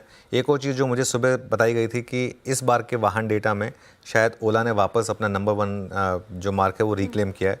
तो ये 1-2 कारण है जिस वजह से, प्लस ये स्टॉक काफ़ी गिरा है। आप देखिए अगर इसके हाई से, इसका हाई करीब 140 था, वहाँ से स्टॉक ऑलमोस्ट आधा हो गया है। तो ये थोड़ा सा रहेगा इसमें अभी भी। आई थिंक बहुत लोग हैं जो इस चीज़ को शायद नहीं समझ पाए कि इस स्टॉक में आगे करना क्या है, पोर्टफोलियो में रखना है या नहीं रखना है। बहुत टफ कॉल है, लेकिन एज ए ट्रेडिंग स्टॉक ये आपको कई बार अच्छे प्लेस देता है। एक बार राजेश अग्रवाल जी से पूछते हैं अगर वो इस स्टॉक को पोर्टफोलियो में रखने के फेवर में होंगे या नहीं। राजेश जी बताइए। हमारी तरफ से स्ट्रिक्टली अवॉइड है, पोर्टफोलियो में रखने लायक नहीं है। आपको ट्रेडिंग अपॉर्चुनिटीज आती हैं कभी, वो कर सकते हैं, बट प्रॉफिटेबिलिटी कंसर्न्स हैं, क्वालिटी कंसर्न्स हैं। लगातार मार्केट शेयर लूज किया है। हालांकि इस महीने के नंबर्स जो अभी आप बता रहे थे वाहन डेटा में, वहाँ एक अच्छा खासा जंप देखने मिला पिछले महीने के वनिस्पत, लेकिन फिर भी मैं समझता हूँ कि जो नए लॉन्चेस किए हैं वो देखना पड़ेगा। दूसरे सबसे बड़ी बात है कि जो इलेक्ट्रिक व्हीकल में जो ट्रेडिशनल कंपनीज है, फिर वो बजाज हो या हीरो हो या दूसरी कंपनियां हो, वो लोग भी आ रहे हैं, तो कंपटीशन भी बढ़ता जाएगा। तो बेहतर है कि इस वक्त अवॉइड की जाए। सबसे बड़ी बात है कि प्रॉफिटेबिलिटी नंबर्स अभी उतने कोई खास है नहीं कि उसमें पोर्टफोलियो के स्टॉक के लायक इसको दर्जा दिया जाए, तो इस वक्त अवॉइड है। इस बीच ये अवॉइड है आपकी तरफ से, लेकिन वेदांता के नंबर्स आपकी स्क्रीन पे, मुनाफा यहाँ पर आपकी स्क्रीन पे आएगा। नंबर्स 2013 करोड़ रुपए से बढ़कर करीब 3547 करोड़ रुपए, और ये एक इस 3547 करोड़ रुपए का एक डिजिट में स्क्रीन पे आय करीब 35,431 करोड़ से बढ़कर करीब 39,115 करोड़ रुपए के आसपास। मार्जिन्स की फिगर आएंगे तो इस पर फोकस करूँगा, but I think as of now यहाँ पे टॉप लाइन बॉटम लाइन की फिगर 439.70 पे डी हाई पे स्टॉक आगे ट्रेड करता हुआ। आज की लोवेस्ट ट्रैजेक्टरी थी 200 डे एक्सपोनेंशियल मूविंग एवरेज, वहीं से पुल बैक देता हुआ। अभी कुछ नंबर्स और उनकी बारीकियाँ फिर निकल के आएंगी तो उस पर बात करेंगे, लेकिन एक चार्ट चेक ले लेते हैं। विकास आपका टेक वेदांता थोड़ा एक नंबर्स के बाद अपटिक्स हैं, बट आप मानते हैं कि किसी क्रिटिकल लेवल पे है ये पिक करने लायक? जी वीरेंद्र जी, अगर 60 मिनट के चार्ट पे देखो तो यहाँ पे मुझे लगता है थोड़ा सा लास्ट 3 ट्रेडिंग सेशन में साइडवाइज मोमेंटम देखने मिल रहा था। 440 अभी के उसके आसपास ट्रेड कर रहा है, बट मुझे लगता है कि 452 के आसपास का एक पॉजिटिव मोमेंटम कर सकता है यहाँ पे। अभी भी चार्ट स्ट्रक्चर यहाँ पे थोड़ा सा पॉजिटिव साइड होते हुए देखने मिल रहा है। डेली चार्ट पे भी यहाँ पे एक पॉजिटिव सिग्नल देखने मिल रहा है, तो मुझे लगता है यहाँ से एक अप मूव यहाँ पे देखने मिल सकता है 452 458 के आसपास का। नीचे में जो अभी यहाँ पे इंपॉर्टेंट इंट्राडे बेस्ड सपोर्ट बन चुका है, वो आज 430 के आसपास का एक अहम सपोर्ट यहाँ पे इंट्राडे में देखने मिल रहा है। तो अगर ये आफ्टर रिजल्ट एक पुल बैक रैली करता है तो 452 458 के आसपास का एक अप मूव यहाँ पे देखने मिल सकता है। चलिए अब आगे बढ़ते हैं, और आज के नंबर्स तो कल के नंबर्स हैं, राधा मंडे के नंबर्स, क्योंकि कल तो बजट होगा तो पूरा फोकस उस पर रहेगा। मंडे को निफ्टी में पावर ग्रिड के साथ साथ F&O की 5 कंपनियों के नंबर्स आएंगे। हमारे साथ कंचन और मिताली जुड़ी है समझने के लिए कि नंबर्स कैसे रहेंगे। पहले मिताली के पास चलते हैं और जानते हैं पावर ग्रिड के नंबर्स कैसे रहेंगे। मिताली बताइए। तो सर जैसे कि अर्निंग सीजन अपने आखिरी पड़ाव पर है, तो आने वाली कंपनीज के नतीजे वैसे ज़्यादा इम्पैक्ट नहीं करने वाले। इसके बीच पावर ग्रिड का रिजल्ट 3 फरवरी को आने वाला है। स्ट्रीट एक्सपेक्टेशंस जो है वो कुछ ज़्यादा नज़र नहीं आई इसमें, लेकिन एबिटा मार्जिन में हमें 160 बेसिस पॉइंट की गिरावट देखने को मिल सकती है। रेवेन्यू भी 2 से 3% के इजाफे के साथ 11,876 करोड़ का आंकड़ा एक्सपेक्टेड है यहाँ पे, और एबिटा में 0.95% की ग्रोथ देखने को मिल सकती है। साथ ही जो पैट का आंकड़ा है वो फ्लैट नज़र आ सकता है। इसके बीच जो नए कमीशन प्रोजेक्ट्स है उससे टैरिफ का रियलाइजेशन और साथ ही जो ऑनगोइंग प्रोजेक्ट्स है उसकी कैपिटलाइजेशन की फोकस एरियाज रहेंगे। साथ ही जो मैनेजमेंट की कमेंट्री रहेगी कंपनी की ग्रोथ ट्रेजेक्ट्री पे और प्रोजेक्ट पाइपलाइंस पे, वो भी क्रिटिकल सामने आ सकती है। जी हाँ, पावर ग्रिड और पावर ग्रिड का एक चार्ट चेक लेते हैं। याद रखिएगा पावर स्पेस में जो इनफैक्ट पावर ज़्यादा मैं इस वक्त इसको इस संदर्भ में रीड करना चाहूँगा कि इस पूरे PSU बास्केट में काफ़ी प्राइस डैमेज हुआ था। Both PFC, REC, power grid एक सिवियर डेंट पड़ा था इस पर, लेकिन अभी भी याद रखिएगा इट्स अ वीक स्ट्रक्चर। अभी भी ये स्टॉक जो है वो अपने 200 डे एक्सपोनेंशियल मूविंग एवरेज के नीचे ट्रेड करता हुआ, तो वीकनेस यहाँ पे अभी भी है, तो उसको इनफैक्ट स्किप ही करते हैं। और अब चलते हैं कंचन के पास। डिवीज लैब, क्या एक्सपेक्टेशन है कंचन? जी, शुरुआत करते हैं डिवीज लैब के साथ, जहां पे नंबर्स हमें पॉजिटिव साइड में देखने को मिल सकते हैं। सबसे पहले अगर रेवेन्यू की बात करी जाए तो 22% इजाफे की उम्मीदें लगाई जा रही है, जिसके पीछे का जो मेजर कारण है वो है स्ट्रॉन्ग ट्रैक्शन इन कस्टम सिंथेसिस, और इसको सपोर्ट किया है जेनरिक्स ने और साथ ही साथ न्यूट्रास्यूटिकल्स ने। पैट में भी करीबन 41% अपसाइड देखने को मिल सकता है। इनफैक्ट जो ऑपरेटिंग नंबर्स हैं वो भी अपने पॉजिटिव साइड में बने हुए हैं। एबिटा में 41% का उछाल संभव है और मार्जिन भी यहाँ पे हमें 5% तक बढ़ते हुए दिखाई दे सकते हैं। इसके साथ ही साथ जो कस्टम सिंथेसिस है उससे जो हमें अच्छा खासा डिमांड देखने को मिली है, उससे रेवेन्यू में अच्छी खासी तेजी देखने को मिल सकती है। प्रोडक्ट मिक्स में कंपनी के अच्छा खासा एक सुधार हुआ है। इनफैक्ट जो कॉस्ट रिडक्शन है उसने भी इसको अच्छा खासा एक सपोर्ट दिया है। साथ ही साथ आगे के क्वार्टर्स में भी जो कस्टम सिंथेसिस है यहाँ पे हमें एक तेजी देखने को मिल सकती है। अब आपको फोकस कहाँ रखना है इस पे एक बार बात कर लेते हैं। GLP-1 प्रोडक्ट पर कंपनी की क्या प्रोग्रेस है, साथ ही साथ जो जेनरिक दवाइयां हैं, जेनरिक API, उसमें न्यू मॉलिक्यूल्स के ऊपर क्या प्रोग्रेस आती है कंपनी की तरफ से। काकीनाडा यूनिट का फेज 1 के ऊपर क्या प्रोग्रेस है और साथ ही साथ न्यू मॉलिक्यूल के क्या क्या लॉन्चेस आते हैं। ठीक है, तो डिविस लैब पे फिलहाल ये एक्सपेक्ट चार्ट चेक भी लेते हैं। डिविस लैब देखिए आज गिरकर कारोबार करता हुआ 2.5% से ज़्यादा ये गिर चुका है आज के सत्र में। डिविस लैब को कैसे देख रही है सोनी जी आप, जिस तरीके से डेंट इस पे पड़ा है, क्या इस लेवल पे अभी कोई पिक हो सकती है? Priya ji, overall pharma space में बहुत एंकरेजिंग रोल ओवर्स नहीं है। इनफैक्ट थोड़े से शॉर्ट्स बने हैं यहाँ पे। मुझे लगता है कि डीवी स्लैब भी उसी कैटेगरी में आ सकता है। अगर वो 5600 लेवल को ब्रेक करता है, अगर उसके नीचे क्लोज भी करेगा, देन टुवर्ड्स 5200 5350 इस रेंज को एक बार रीटेस्ट कर सकता है। वो एक मेजर सपोर्ट है। अगर वो पकड़ के दोबारा रीटेस्ट करता है, बाउंस करता है, वो अलग बात होगी। बट करंट लेवल से 5700 5750 रेंज पे बहुत स्ट्रॉन्ग रेजिस्टेंस है। तो ये रेजिस्टेंस ब्रेक जब तक नहीं होता है थोड़ा सा वीक रह सकता है और यहाँ पे सेलिंग प्रेशर बना रह सकता है। ठीक है, फिलहाल सेलिंग प्रेशर बना रह सकता है। लेवल्स बताए सोनी जी ने। अब टाटा केमिकल के नतीजे कैसे रह सकते हैं वो एक बार कंचन से जान लेते हैं। बताइए कंचन, क्या उम्मीद लगाकर बैठे हैं स्ट्रीट? जी, टाटा केमिकल के नंबर्स भी हमें पॉजिटिव साइड में ही देखने को मिल सकते हैं। रेवेन्यू में 2.5 से 3% उछाल की संभावनाएं जताई जा रही है। अगर पैट की बात करी जाए तो ये भी हमें 4 से 5% तक Y-on-Y बेसिस पे बढ़ता हुआ दिखाई दे सकता है। 164 करोड़ पे ये नंबर रजिस्टर हो सकता है।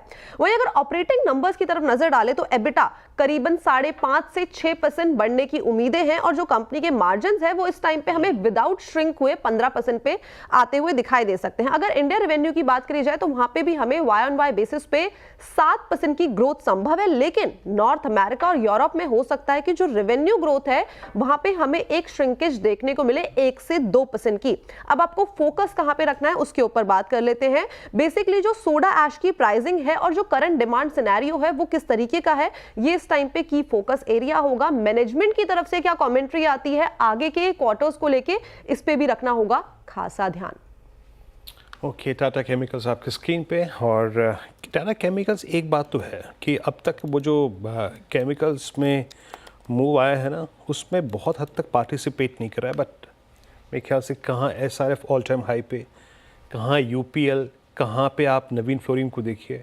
But Tata chemical still lower trajectories पे है और टाटा केमिकल इनफैक्ट अभी भी अगर आप देखें तो 2 वर्ष के ऑलमोस्ट लोवेस्ट क्लस्टर पे, आई थिंक 930, 940, 950, ये ऑलमोस्ट 2 साल का लोवेस्ट क्लस्टर है। मीनवाइल निफ्टी को एक बार इंट्राडे में चार्ट्स पे लेके आइएगा, इट्स अगेन 23491। हम डे हाई के क्लस्टर्स को फिर रीगेन करने की कोशिश कर रहे हैं। एक डिप आया था अप्रॉक्सीमेटली 15-20 मिनट पहले, लेकिन हमने हायर ट्रेजेक्टरीज को फिर रीगेन किया। अब वक्त है 4 का चौका का। 4 ट्रेड्स आपकी स्क्रीन पे आएंगे। सोनी पटनायक जी सस्ता option, FNO superstar Rajesh Satpute ji के सौजन्य से, और 4 का चमत्कार कविता जैन जी, और मिड कैप फंडा राजेश अग्रवाल जी। सोनी जी क्या पिक कर रही हैं आप ऑप्शंस में? यहाँ पे सस्ता ऑप्शन में रेकमेंड करना चाहती हूँ मुथूट फाइनेंस की 2300 कॉल ऑप्शन फेब्रुअरी सीरीज की यहाँ पे बाय कर सकते हैं। स्टॉप लॉस रहेगा 5858 का, करंट प्राइस पे बाय कर सकते हैं। पहला टारगेट है यहाँ पे 140, उसके ऊपर सस्टेन करता है। दूसरा टारगेट रहेगा 160। मुथूट फाइनेंस आज काफी अच्छे से एक ब्रेकआउट दिया है डेली चार्ट्स पे, और मुझे लगता है कि ये 2340, 2360 लेवल्स को पोजिशनली टेस्ट कर सकता है, और यहाँ पे अच्छे से लॉन्ग बिल्टअप पोजीशंस भी बन रहे हैं आज। तो स्टॉक में काफी स्ट्रेंथ है, 20 to 40 सपोर्ट अच्छा है, तो यहाँ पे आप 2300 कॉल ऑप्शन में पार्टिसिपेट कर सकते हैं। ठीक है, कॉल ऑप्शन में पार्टिसिपेट करने की हिदायत मुथूट फाइनेंस। अब चलते हैं राजेश सातपुते जी के पास एफएनओ सुपरस्टार के लिए। राजेश जी बताइए आपके पिक। श्रेया जी देखिए, मेरा पिक रहेगा IRCTC। एक बहुत क्लीन ब्रेकआउट मिला है। हम लोग जो inverted head and shoulder formation की बात करते हैं, इनफैक्ट यहाँ पे एक मल्टीपल शोल्डर फॉर्मेशन है, तो कहीं ना कहीं लगता है कि कल का बजट भी है तो यहाँ पे मोमेंटम रहेगा। सो IRCTC का देखिए, मेरा जो टारगेट रहेगा श्रेया जी वो रहेगा 850 to 860 का, लेवल ऑफ 816 इससे बाय। आपका स्टॉप लॉस 800 के नीचे होगा, सो हमारा स्टॉप लॉस रहेगा 795 का। ओके, तो ये इस समय राजेश जी की पिक। कविता जी आपका ट्रेड। तो अनुज जी, एक बहुत ओवरसोल्ड स्ट्रक्चर है ट्रेंड का। ट्रेंड इज राइट नाउ 5755 पर है। अपने ओवरसोल्ड टेरिटरी से ये बढ़ता हुआ दिख रहा है, और अपने 10 EMA को सरपास करने में मुझे लगता है यहाँ मूव एक्सटेंड होने चाहिए। एज ऑफ नाउ 5755 के लेवल पर है, अंटिल काउंटर 5600 के लेवल के ऊपर है। 6000 6200 तक का एक अपसाइड मूव हम एक्सपेक्ट कर सकते हैं ऑन ट्रेंड। 6000 के टारगेट के साथ ट्रेंड फिलहाल बाई है चार्ट का चमत्कार के लिए। अब मिड कैप फंडा लेते हैं राजेश अग्रवाल जी से। राजेश जी बताइए आपका मिड कैप फंडा। श्रेया, मिड कैप फंडा के हिसाब से BSE के साथ जाना चाहूंगा। 70-71 हजार करोड़ की मार्केट कैप के साथ एक शानदार कंपनी।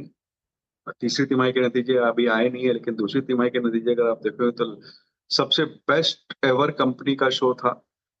ट्रेडिंग वॉल्यूम, फिर वो इक्विटी कैश का हो या डेरिवेटिव्स का, उसमें जबरदस्त बढ़त हुई। मार्केट शेयर में बढ़त हुई। एफएनओ का मार्केट शेयर 27% सितंबर 24 में था, जो कि अप्रैल 23 में 0 था। किस तरीके की बढ़त हुई आप कल्पना कर सकते हो। EBITDA मार्जिन 52% के आसपास आया था। दूसरी छमाही में, सेकेंड हाफ में अगर आप देखो तो IPO पाइपलाइन बहुत तगड़ी है, तो उससे इनके जो फीस आने वाली है, लिस्टिंग फीस, उसमें भी बड़ी इजाफा हो सकता है। स्टार म्यूचुअल फंड जो इनका प्लेटफॉर्म है, 85% की मार्केट थी उनकी FY24 में, तो वो एक सबसे बड़ा प्लेटफॉर्म है। फिर कैश इनके पास पड़ा हुआ है, 15% CDSL की होल्डिंग है। और ये जो अब एफएनओ में जो चेंजेस सेबी ने लाए हैं कि अलग अलग प्रोडक्ट्स जो कम कर दिए गए हैं, मंगलवार को BSE का और बृहस्पतिवार को NSE का सेटलमेंट है, तो मेरे हिसाब से यहाँ पे फ्यूचर ऑप्शन की जो वॉल्यूम ग्रोथ है, थोड़े से मार्केट शेयर यहाँ पर बढ़ता हुआ नजर आएगा। तो यहाँ पे हम करीब करीब 6000 के टारगेट आने वाले 6 से 9 महीने में दे रहे हैं, तो यहाँ खरीदारी की सलाह रहेगी। ओके, 4 ट्रेड्स हमने पिक किए। हमने शुरुआत की थी सस्ता ऑप्शन से। पहला ट्रेड आपकी स्क्रीन पे आएगा, सोनी पटनायक जी के सौजन्य से, मुथूट फाइनेंस की कॉल। और मुथूट फाइनेंस की कॉल, अच्छा ये कॉल करा गया 140 160, स्ट्राइक 2300 की। और स्टॉक में ये ऑप्शन ऑलरेडी अगर आप देखें 33% ऊपर है। उसके बाद सेकंड ट्रेड था राजेश सतपुते जी का, एफएनओ सुपरस्टार पिक किया उन्होंने। IRCTC फ्यूचर्स 817 पे ट्रेड करता हुआ 850 का लक्ष्य, करीब करीब 860 का लक्ष्य रखा है उन्होंने। और IRCTC के ये कविता जी की कॉल नहीं, ये गलत है मेरे ख्याल से, राजेश जी का IRCTC था। कविता जी इतना तो मुझे डॉक्टर साहब याद रहता है, ऐसी बात नहीं, थोड़ा बहुत मैं भूल जाता हूँ, लेकिन इतना तो याद है। अच्छा, बाकी राजेश जी का ये सारे गलत हो गए एक्चुअली, सारे गलत हो गए। राजेश जी का BSE IRCTC के चक्कर में डब्बे आगे पीछे लग गए थोड़े से, है ना यहाँ पे। बस थोड़ी देर बाद बता देंगे, है ना।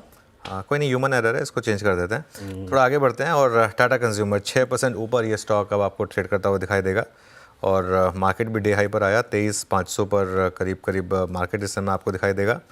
टाटा कंज्यूमर सुबह नंबर्स के बाद लगा नहीं था कि शायद इस तरीके का रिएक्शन आएगा, लेकिन अब स्टॉक 6% ऊपर इस समय आपको ट्रेड करता हुआ दिखाई देगा। इस पर एक व्यू लेते हैं। गाबा सर, टाटा कंज्यूमर क्या टारगेट रहेंगे यहाँ पर? आई थिंक ये शायद सुबह वीरू ने पिकअप किया था, स्पॉट किया था, अपमूव मिला है यहाँ पर रेस्ट्रिक्शन थोड़ा है, लेकिन लगता है जो बार बना है, जो पैटर्न बना है, सेटअप बना है, उसके हिसाब से लगता है थोड़ा वक्त देना पड़ेगा, 2-4 हफ्ते देना पड़ेगा। 1125 पॉसिबल है, अब ट्रेड करें 1025 पर 100 रुपए यहाँ से अब तेजी है, लेकिन स्टॉप लगाना पड़ेगा 1000 का, क्योंकि 1000 से ब्रेकआउट मिला है। ओके, एक और स्टॉक देखते हैं, पीबी फिनटेक। सीरीज के पहले दिन ही 10% का ओपन इंटरेस्ट रिडक्शन है यहाँ पर और ये स्टॉक अब डे हाई पर आया। पीबी फिनटेक की बात हो रही है, पॉलिसी बाजार वाला जो स्टॉक है, कल इसके नंबर्स आए थे। ये इसका आज का चार्ट है, ध्यान रखिएगा इसमें इसका 3 महीने का चार्ट देखते हैं क्योंकि एक बहुत बड़ी रैली हुई थी इसमें। इनफैक्ट ट्रिपल हुआ था ये स्टॉक पिछले 2-3 साल में, लेकिन पिछले 6 महीने में भारी करेक्शन थी, 2200 से गिरकर 1500 तक आया था। राजेश अग्रवाल जी, है क्या आपके रेडार पर ये स्टॉक पीबी फिनटेक? देखिए, तीसरी तिमाही की जो नतीजे आए वो ठीक ठाक है, मैं कहूँगा कोई ऐसी गिरावट नहीं देखने उम्मीद से जो उम्मीद थी वही आए हैं और जो वैल्यूएशन हो गए हैं वहाँ पर नई खरीदारी की कोई सलाह नहीं रहेगी। रेदर मैं तो यही कहूँगा कि किसी कारण से ये जो बढ़त हो रही है 1800 साढ़े 1800 तक आता है तो वहाँ पर एक मुनाफा वसूली की राय रहेगी। इनफैक्ट किसी को खरीदारी करनी हो इंश्योरेंस सेक्टर में तो मैं समझता हूँ डायरेक्ट इंश्योरेंस कंपनी जैसे कि LIC है जो वैल्यूएशन पे बहुत अच्छी बैठ रही है, वहाँ पे ध्यान देना चाहिए। ओके, पीबी इन्फेटेक 17-14 पे ट्रेड करता हुआ डे हाई की ट्रेजेक्ट्री में और कुछ देर पहले जो IRCTC का कॉल दिया गया था वो वाकई बहुत अच्छा करता हुआ अब 819 के स्तर पे डे हाई पर आके ट्रेड कर रहा है। और मानस जरा IRFC पे भी आते हैं। मैं ख्याल से जब मैं इसको IRFC को डेरिवेटिव्स में दिख रहा था तो इनफैक्ट मैं टेक्निकल्स पे अगर सीमित रहूँ तो ये ऑलमोस्ट अब I think in the beginning of अगस्त ये कोलैप्स आया था जब इसने तोड़ा था करीब 192 के क्लस्टर को। अब फाइनली सारे एवरेजेस के ऊपर आके ट्रेड करता हुआ एक मीनिंगफुल ब्रेस क्रिएट किया इसने करीब 133-37 के आसपास। ये IRFC पे आपका व्यू क्या है मानस? देखिए, व्यू पॉजिटिव है क्योंकि हाई टॉप्स हायर बॉटम्स का कंफर्मेशन स्टॉक ने डेली चार्ट पे दिया है। 200 डे मूविंग एवरेज के ऊपर निकला है, 20 वीक मूविंग एवरेज के आसपास ट्रेड कर रहा है। बट पैटर्न को देख के लगता है कि 20 वीक मूविंग एवरेज को ब्रेक करके 165-170 की रेंज में स्टॉक जाने की कोशिश करेगा। तो अगर एक ट्रेड लेना होगा तो लॉन्ग साइड पे होगा, 144 का स्टॉप लॉस लगा रहे हैं। ठीक है, IRFC पे ये फिलहाल मानस जी की तरफ से रणनीति। राजेश अग्रवाल जी, ये जो पूरा रेलवे स्पेस है, इनफैक्ट जो बॉगी बनाने वाली कंपनियां अगर आप देखेंगे, जो पीटर वैगन या टीटागढ़ देखें, इस स्पेस को कैसे देख रहे हैं? अभी फिलहाल यहाँ पे बेट लग सकती है क्या?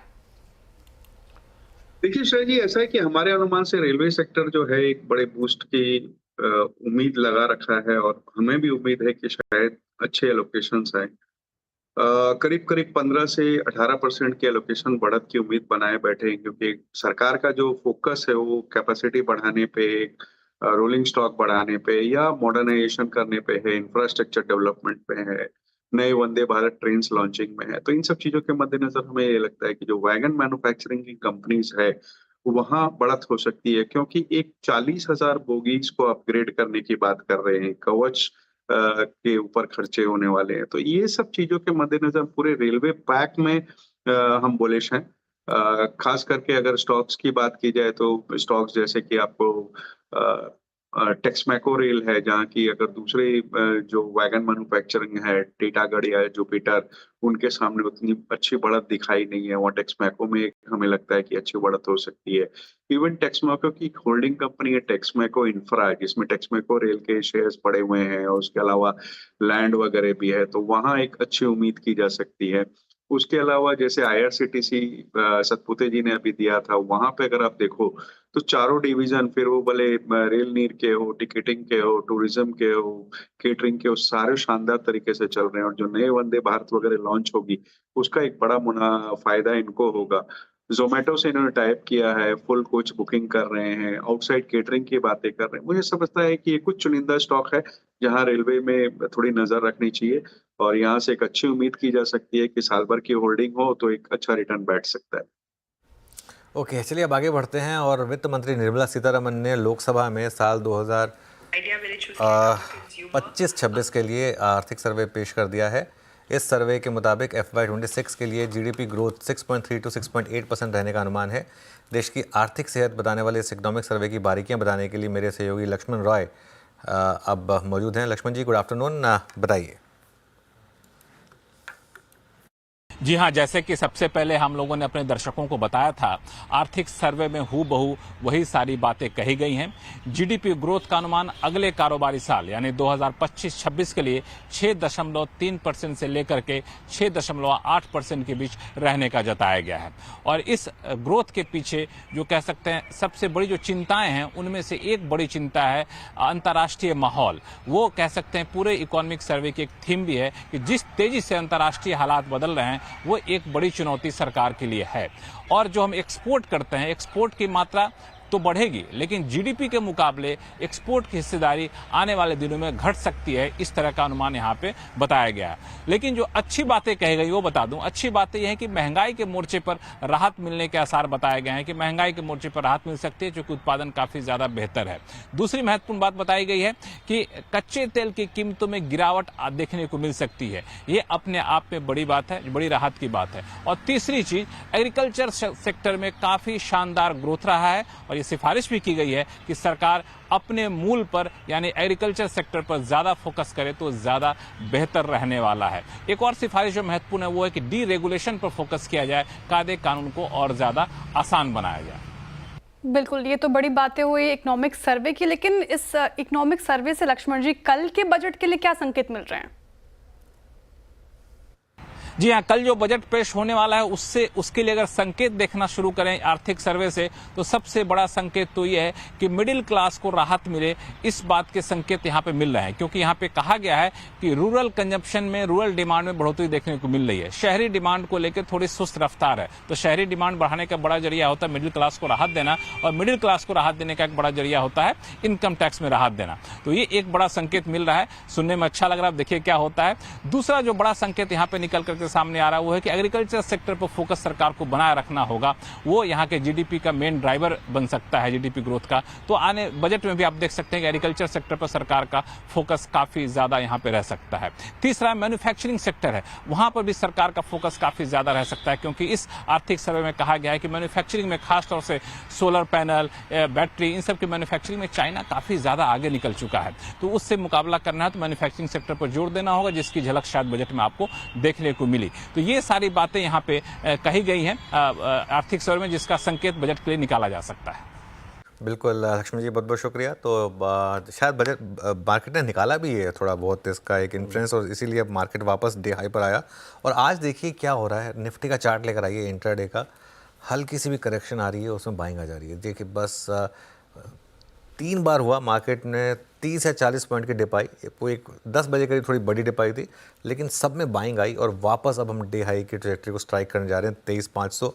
अमूमन यही बैंक निफ्टी में भी हुआ ऑलमोस्ट। अगर आप देखें बैंक निफ्टी का भी इंट्राडे चार्ट, जो बैंक निफ्टी अभी कुछ देर पहले 60 पॉइंट नीचे ऊपर रह गया था, अब वापस उसमें 225 पॉइंट के करीब की तेज़ी आई। तो अच्छे मूव इस समय।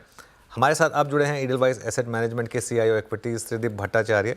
उनसे समझते हैं कि मार्केट में इस समय क्या आपके लिए स्ट्रैटेजीज रहेंगी। त्रिदीप जी, गुड आफ्टरनून। बताइए बजट से, नमस्कार, बजट से पहले क्या एक सेंस बन रही है कि अब मार्केट तैयार है बस मूव ऑन करने के लिए, हो गया जितना बुरा होना था, या अभी थोड़ा टफ रहेगा मार्केट? नहीं, मेरे ख्याल में मार्केट को पूरी तरीके से रिकवर करने के लिए थोड़ा समय लगेगा, और उसका कारण ये है कि ये जो करेक्शन है ये थोड़ी सी अर्निंग्स ड्रिवन करेक्शन है।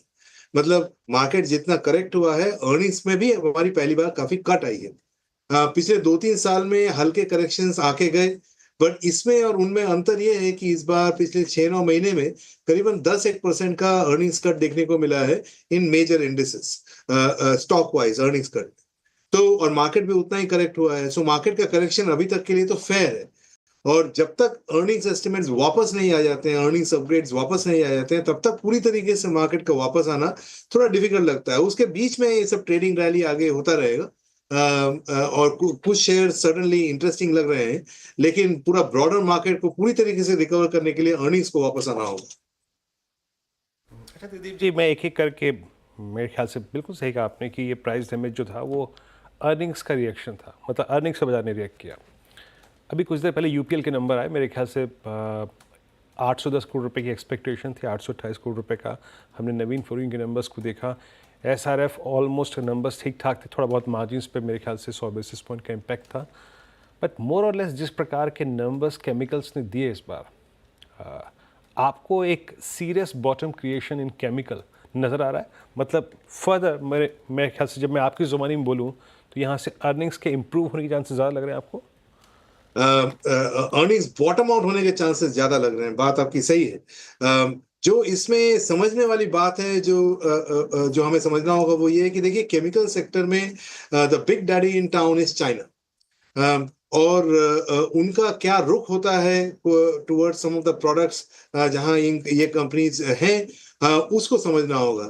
चाइना पे इम्पैक्ट अभी जब तक ट्रम्प के पूरे जो टैरिफ्स बैरियर्स वगैरह जो हैं, जब तक उनका पूरा खुलासा नहीं हो जाता, तब तक एक चाइना रिलेटेड एक अनसर्टेनिटी बनी हुई रहेगी।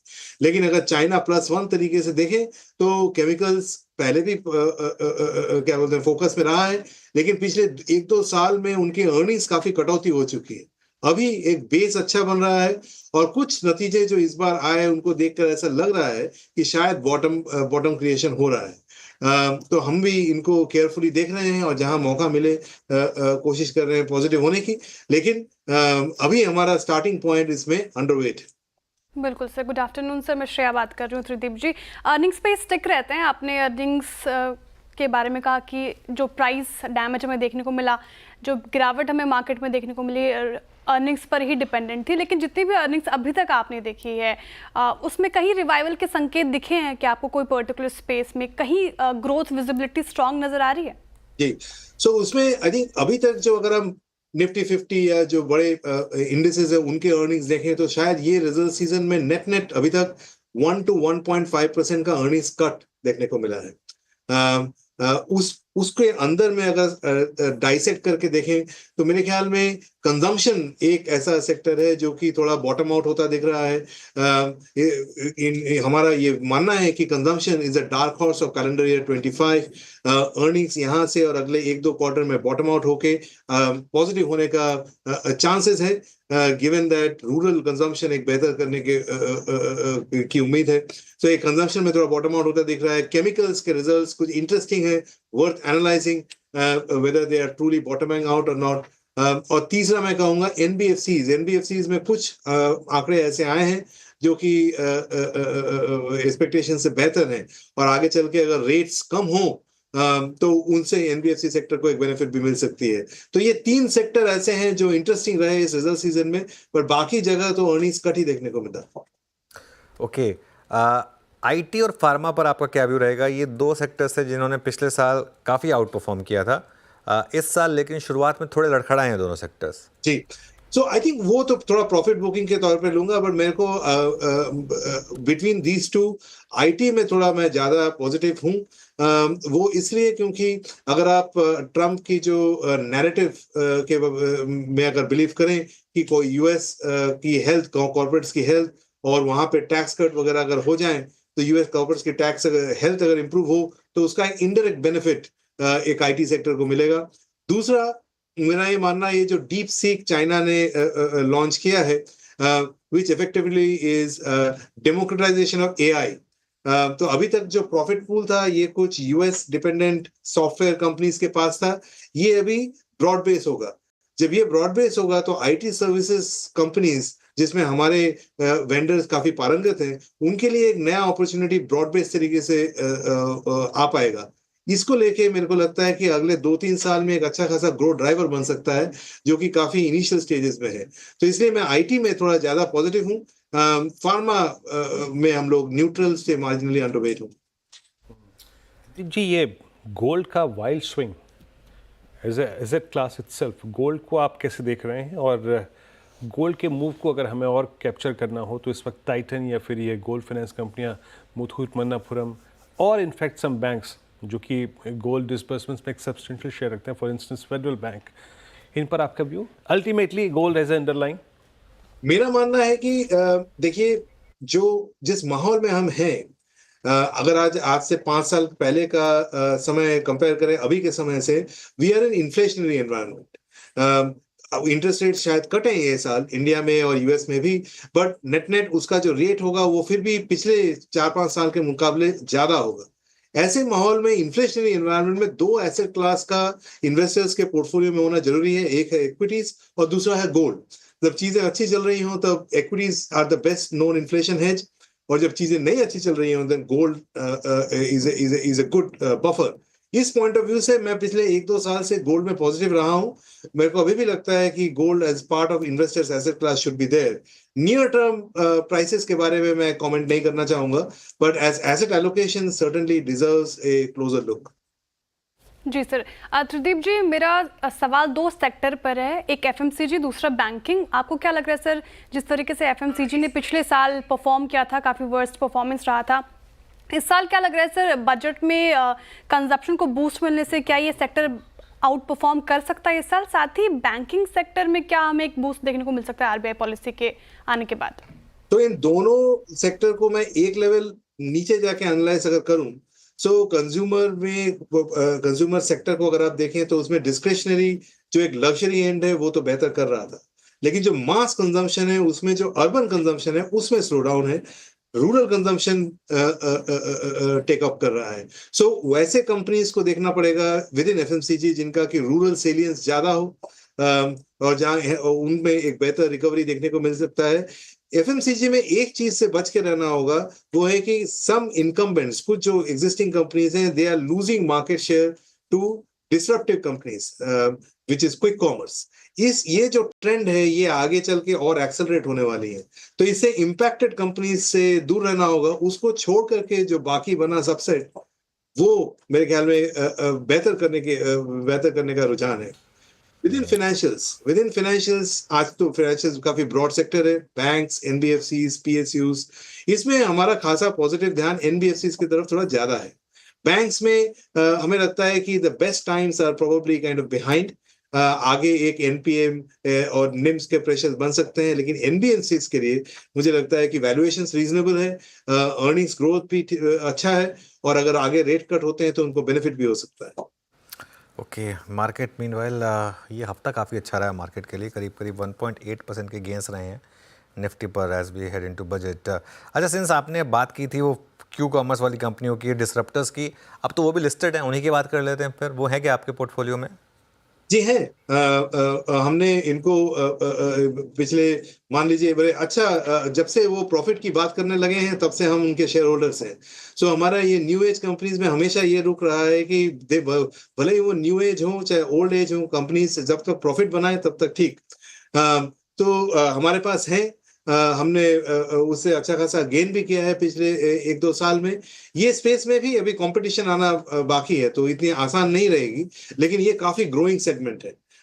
अगर आप फूड डिलीवरी और क्विक कॉमर्स इन दोनों को मिला के देखें, food delivery is a far bigger market, तो मेरे ख्याल से इनके तारे आगे काफी बुलंद रहेंगे। इनमें से विनर कौन होगा वो एक क्रिटिकल क्वेश्चन है, रादर देन द सेगमेंट। इस सेगमेंट मार्केट शेयर गेन करेगा, particularly in urban consumption point of view. चलिए त्रिजीव जी, बहुत बहुत शुक्रिया, आप इस कार्यक्रम में शामिल हुए। नमस्कार। सभी स्टॉक्स और इंडिसेस पर रखे आपने। आई होप ये सारे चेहरे जितने आज खुले हुए हैं वो कल बजट की संध्या में भी खिले रहे। अच्छा बजट हो, और यहाँ से पॉइंट्स निफ्टी और निफ्टी बैंक में जुड़े हैं। बहुत बहुत शुक्रिया सर।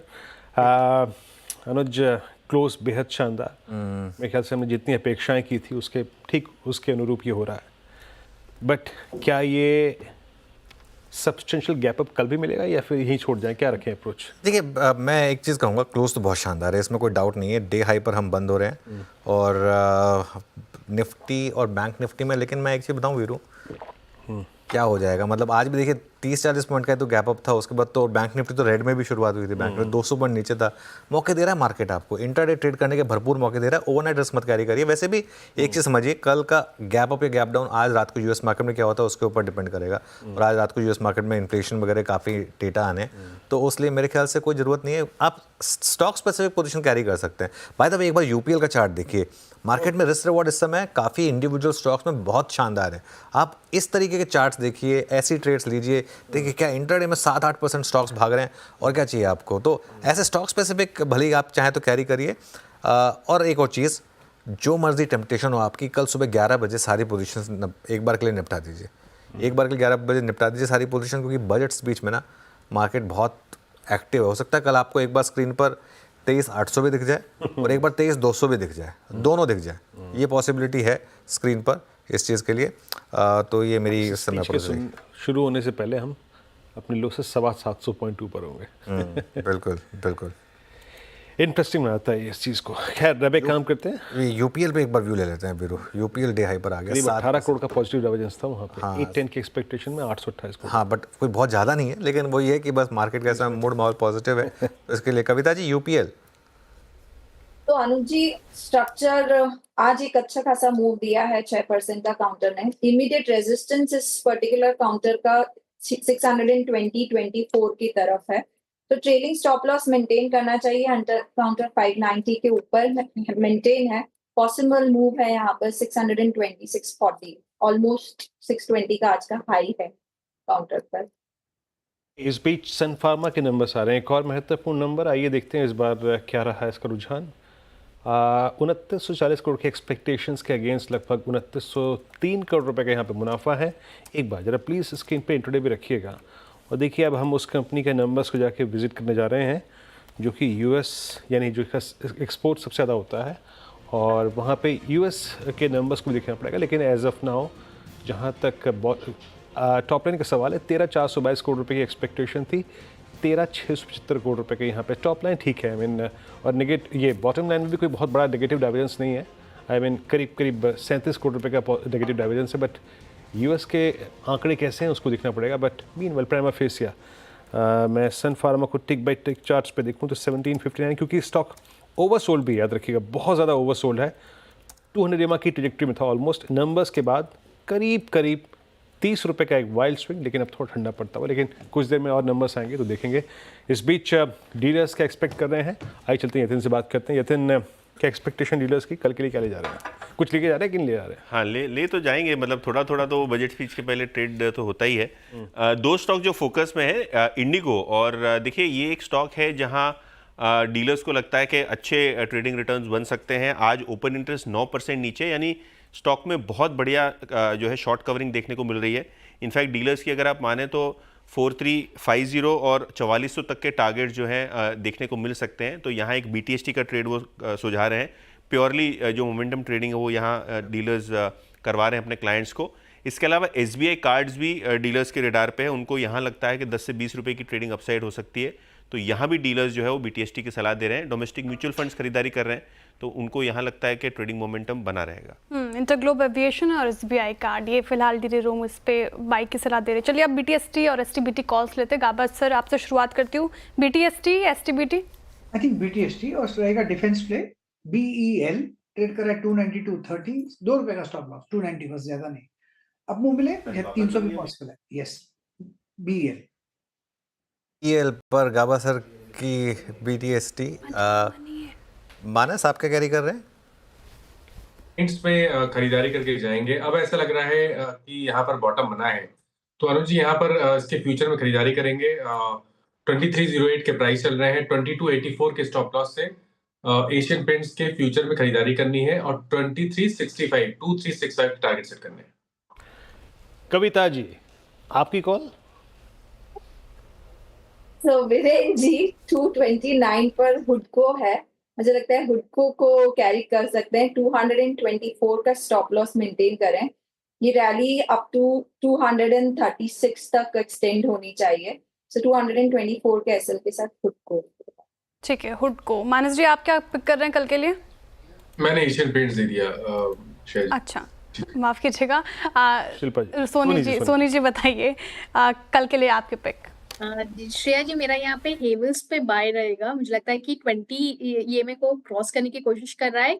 कल हो सकता है BTST के दौरान यहाँ पे क्रॉस कर जाए। 1560 का ही स्टॉप लॉस लगाएंगे फ्यूचर्स पे। प्राइस यहाँ पे चल रहा है 1570। टारगेट आपका रहेगा 1585 1590 के करीब। ओके, चलिए राजेश सतपुरे जी बताइए आपके पिक। अनुज देखिए, मैं ट्रेंड को लेके जाऊंगा। मुझे लगता है कि यहाँ पे एक रिवर्सल वाला ट्रेड है इसका टारगेट होगा अनुजी करीबन 6000 6100 का। तो हम ट्रेंड बाय करेंगे, स्टॉप लॉस रहेगा 5700 का। ओके राजेश अग्रवाल जी, आपके रेडार पर आया कोई स्टॉक? BTST ना सही लेकिन थोड़ा सा मीडियम टर्म के हिसाब से। देखिए BTST भी और मीडियम टर्म के हिसाब से भी और बजट को ध्यान में रखते हुए BEML के साथ जाना चाहूंगा। डिफेंस, माइनिंग और मेट्रो कोचेस 3 क्षेत्र में काम करती है और तीनों ही ऐसे क्षेत्र हैं जिनके बजट से बहुत ज्यादा उम्मीदें हैं। ऑर्डर बुक अगर आप देखो तो 1 नवंबर को 123 बिलियन की थी। मैनेजमेंट ने FY25 का गाइडेंस 20% रेवेन्यू ग्रोथ का मेंटेन रखा है। उनके डिफेंस के एग्जीक्यूशन स्ट्रेटेजी बहुत शानदार है। माइनिंग में अच्छी बढ़त हो रही है। ऑर्डर प्रोस्पेक्ट्स बहुत अच्छे हैं क्योंकि डिफेंस व्हीकल्स में हमें लगता है कि जो मॉडर्नाइजेशन होने वाला है उससे इनके नए ऑर्डर आएंगे। दूसरे मेट्रो के जो रोलिंग स्टॉक है और जो मेट्रो कोचेस के तरफ से जो बढ़त हो रही है वो अपनी जगह बनी हुई है। ऊपर के लेवल से अच्छा खासा करेक्ट कर चुका है और नई कैपेसिटी जो आ रही है उनके रैंप अप के बाद जो एग्जीक्यूशन कैपेसिटीज है वो भी बढ़ जाएंगी। नए ऑर्डर्स अच्छे तरीके से एग्जीक्यूट हो जाएंगे। कल अगर कुछ अच्छी अनाउंसमेंट आती है तो मैं समझता हूँ कि कल ही आपको 4100-4200 के लेवल्स देखने को मिलेंगे। वरना मैं ये भी समझता हूँ कि ऐसे 6 से 9 महीने तक पोर्टफोलियो में रखें, अच्छी बढ़त हो सकती है। अच्छा राजेश जी, एक बात और बताइएगा अग्रवाल साहब, ये OTT पे क्या रहा आज? यक्ष प्रश्न आज का। OTT की अगर बात की जाए तो सबसे बड़ी मूवी इस साल की पुष्पा 2 वो आ रहा है। अच्छा। और अच्छी बात ये है कि जिसने सिनेमा हॉल में देखी है वो भी दोबारा देखेगा क्योंकि ये एक्सटेंडेड वर्जन आ रहा है 3 घंटे 44 मिनट का। तो जिसने देख ली है उसे भी एक उत्सुकता रहेगी, कौतूहल रहेगा कि भाई 26, 27, 28 मिनट जो बढ़ाया गया है उसमें क्या एक्स्ट्रा है। बड़ा तो ये है। दूसरी एक परेश रावल की स्टोरी टेलर है जो सत्यजीत रे की नोवेल पे बनी हुई है और तीसरी द सीक्रेट ऑफ शिलेदार्स है जिसमें राजीव खंडेलवाल है। ये 3 बहुत अच्छी हैं।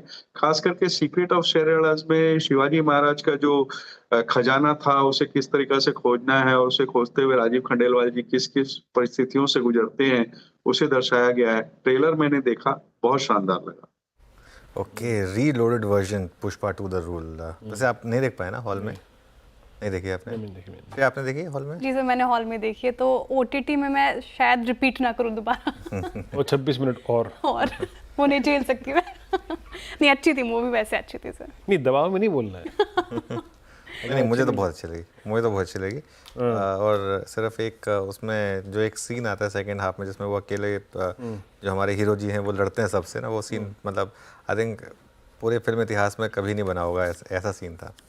हाथ पांव सब बांध दिए उसके बाद भी वो जीत जाता है सिर्फ दांतों से लड़ाई करके। ये मतलब देखने वाला सीन था, वो देखना चाहिए। वैसे बताऊं, मैं जो लास्ट 2 वीकेंड से पाताल लोक देखी ना मैंने, और एक black warrant, that is must. अद्भुत थे, स्पेशली पाताल लोक। हाँ, पाताल लोक। वैसे ब्लैक वॉरेंट फ्रैंकली बोलो ना, शुरुआत अच्छी हुई थी, एंड तक आते आते वो थोड़ा सा स्लो हो गई। मतलब थोड़ा सा वो लग रहा था कि भटक गई थी, मतलब थोड़ी सी जो सीरीज थी।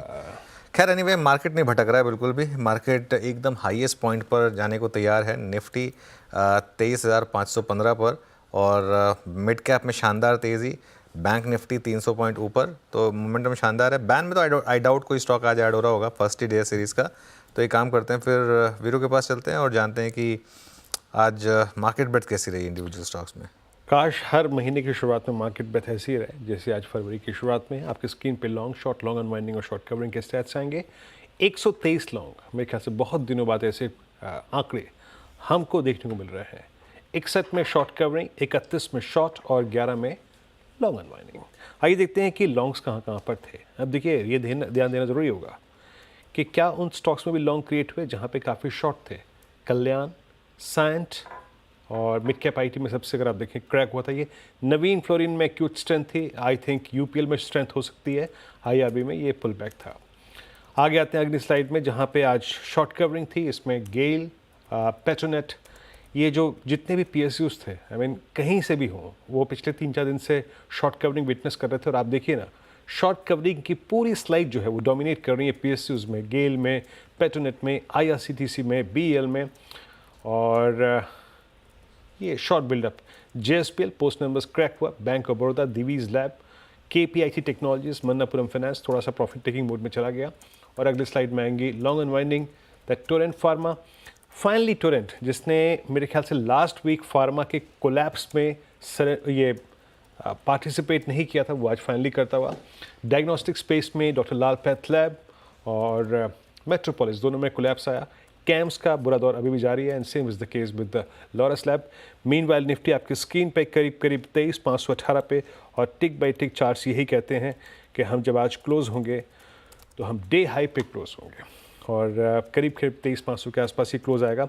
लेकिन जाते जाते एक स्टॉक और देख लीजिए, मेरे ख्याल से 4% ऊपर जो LNT रहा, फाइनली आपको ये टोस पे खड़ा करके जाएगा एग्जैक्टली 200 डेमा के ऊपर, एग्जैक्टली 50 डेमा के नीचे। सोनी जी, आपकी राय क्या कहती है? आई मीन इस स्टॉक की स्पेशली बजट से एक स्ट्रॉन्ग कोरिलेशन होता है, आपने कोई ऑप्शन आइडेंटिफाई करके रखा है कि यहाँ पे जिसके ज़रिए वो 50 डेमा के ऊपर का थोड़ा सा अनप्रिडिक्टेबल जोन हम खेल सकते हैं? जी डेफिनेटली, यहाँ पे इनफैक्ट आज हमने एक ऑफिशियल रिकमेंडेशन दिया है LNT की 3700 call option February series, but ये हमने रेकमेंड किया था करीबन 60 और 55 के रेंज में, थोड़ा सा यहाँ पे एक ब्रॉडर रेंज दे रहे थे। डीप स्टॉप लॉस यहाँ पे हमने दिया है बिकॉज एक बजट प्ले के लिहाज से हम यहाँ पे देख रहे थे और स्टॉप लॉस यहाँ पे है 10 रुपए का। टारगेट यहाँ पे टुवर्ड्स 140 का रख रहे हैं। हमें लगता है कि LNT कंसोलिडेट करके यहाँ पे जो एक ब्रेकआउट देगा अबव 3700 के लेवल्स को क्रॉस कर सकता है, काफी स्ट्रॉन्ग मूव दे सकता है इनफैक्ट। और मुझे लगता है यहाँ पे पोजीशंस बिल्ड हो रही हैं, रोल ओवर्स भी काफी डिसेंट बने हैं। सो यहाँ पे इसलिए हमने एक ऑफिशियल थोड़ा सा बजट रिलेटेड यहाँ पे एक मूव दिया है, 3700 कॉल ऑप्शन के माध्यम से यहाँ पे पार्टिसिपेट कर सकते हैं। अब एक और स्टॉक डिस्कस करते हैं। टाटा मोटर्स का स्टॉक रखिए, चार्ट रखिए। इनफैक्ट आप स्क्रीन पर डे हाई के आसपास ये क्लोज होने की तैयारी कर रहा है और जिस तरीके से रिजल्ट के बाद ये टूटा था और आज इसमें रैली, एक चार्ट चेक लेते हैं। गाबा सर, टाटा मोटर का चार्ट बताइए, क्या लग रहा है जिनके पास है उनको क्या करना चाहिए फिलहाल, और जो फ्रेश बाइंग करना चाह रहे हैं उनके लिए क्या हिदायत रहेगी? फ्रेश बाय करना है तो मेरे ख्याल से स्टॉप लगाना पड़ेगा 700 का। बेसिकली स्ट्रक्चर वीक है, लेकिन लोअर लेवल जो ऐसी जगह पे है कि यहाँ से बाउंस मिल सकता है। अगर कोई अच्छा मिला, बजट में कुछ आ गया तो जगह अच्छी रहेगी। 700 का स्टॉप लगाकर ले सकते हैं। प्रॉफिट बुकिंग थोड़ी एडवाइजेबल अराउंड 760 के आसपास। अगर वहां से टर्न अराउंड हो गया ऊपर है तो I think it's pace is right, लेकिन अब तक confirmation missing Tata motors. Okay, Tata motors अब तक कंफर्मेशन मिसिंग है इस स्टॉक में। कंफर्मेशन तो मार्केट में बहुत ज़्यादा स्टॉक्स में आज मिल रहा है। वैसे BEL क्लियरली, BEL कल जब मार्केट बंद रहा था तब नंबर्स आए थे, कल ही लग रहा था कि ये थोड़ा सा आज और कंटिन्यू करेगा ट्रेड में गेंस 5% ऊपर। एक और स्टॉक जहां, अच्छा आज एक दो स्टॉक्स को रखिए स्क्रीन पर, पंजाब नेशनल बैंक और bank of Baroda. Same space से दो बड़े बैंक, SBI के बाद दो सबसे बड़े PSU बैंक्स, PNB और बैंक ऑफ बड़ौदा, नंबर 2 और नंबर 3 के बैंक्स, और दोनों का आज डाइवर्जेंस परफॉर्मेंस देखिए। BOB 4% नीचे है, पंजाब नेशनल बैंक 5% ऊपर है। राजेश अग्रवाल जी, दोनों में से अगर कोई एक पिक करना हो तो कौन सा पिक करेंगे? देखिए, दोनों ही अच्छे बैंक है, बट इस वक्त अगर जो है नतीजों को देखा जाए और वैल्यूएशन को देखा जाए तो मैं PNB के साथ जाना चाहूंगा। जिस तरीके के नतीजे कल आए बहुत शानदार आए, बॉटम लाइन में जो इतनी बड़ी जंप आई, EPS में बड़ी जंप आई, उसे देखते हुए मुझे लगता है कम से कम 10% की अपसाइड आगे आने वाले दिनों में बिल्कुल बनती है। तो इस वक्त की खरीदारी PNB पे ही रहेगी। Okay, as of now PNB को ज़्यादा आप फेवर कर रहे हैं 103.37 पर। अच्छा, एक बार निफ्टी PSU बैंक इंडेक्स लेके आइए। Nifty PSU bank index, Nifty PSU जो स्टॉक्स थे ना, जो वो कल पार्टिसिपेट नहीं कर रहे थे, आज देखते हैं निफ्टी PSU बैंक इंडेक्स की प्लेसमेंट 6320। और आप देख लीजिए ये एग्जैक्टली पैरेलली अलाइंड है, मतलब वर्सेस निफ्टी बैंक। क्योंकि आज निफ्टी बैंक ने भी 20 डेमा पार किया और निफ्टी PSU बैंक इंडेक्स इसने भी 20 डेमा पार किया, तो वो थोड़ा सा प्राइस डिफरेंशियल जो परसिस्ट कर रहा था PSU बैंक और प्राइवेट बैंक के बीच में, वो थोड़ा सा भरता हुआ। निफ्टी 23,521 और डिफेंस स्पेस में जाते जाते जो सुबह इनफैक्ट मैंने जो HL की बात की थी, मेरे ख्याल से सुबह शिल्पा जी से बात हुई थी, 3959 अब डे हाई पर, और अब BEL और HL की प्राइस परफॉर्मेंस में एक डिफरेंशियल बन गया है। मेरे ख्याल से शायद कल बाजार उसको भी फिल करने की कोशिश करेगा, but now HL is about 20 day exponential average, specially HL और BEL में टुवर्ड्स क्लोज एक स्ट्रॉन्ग मूव आ रहा है।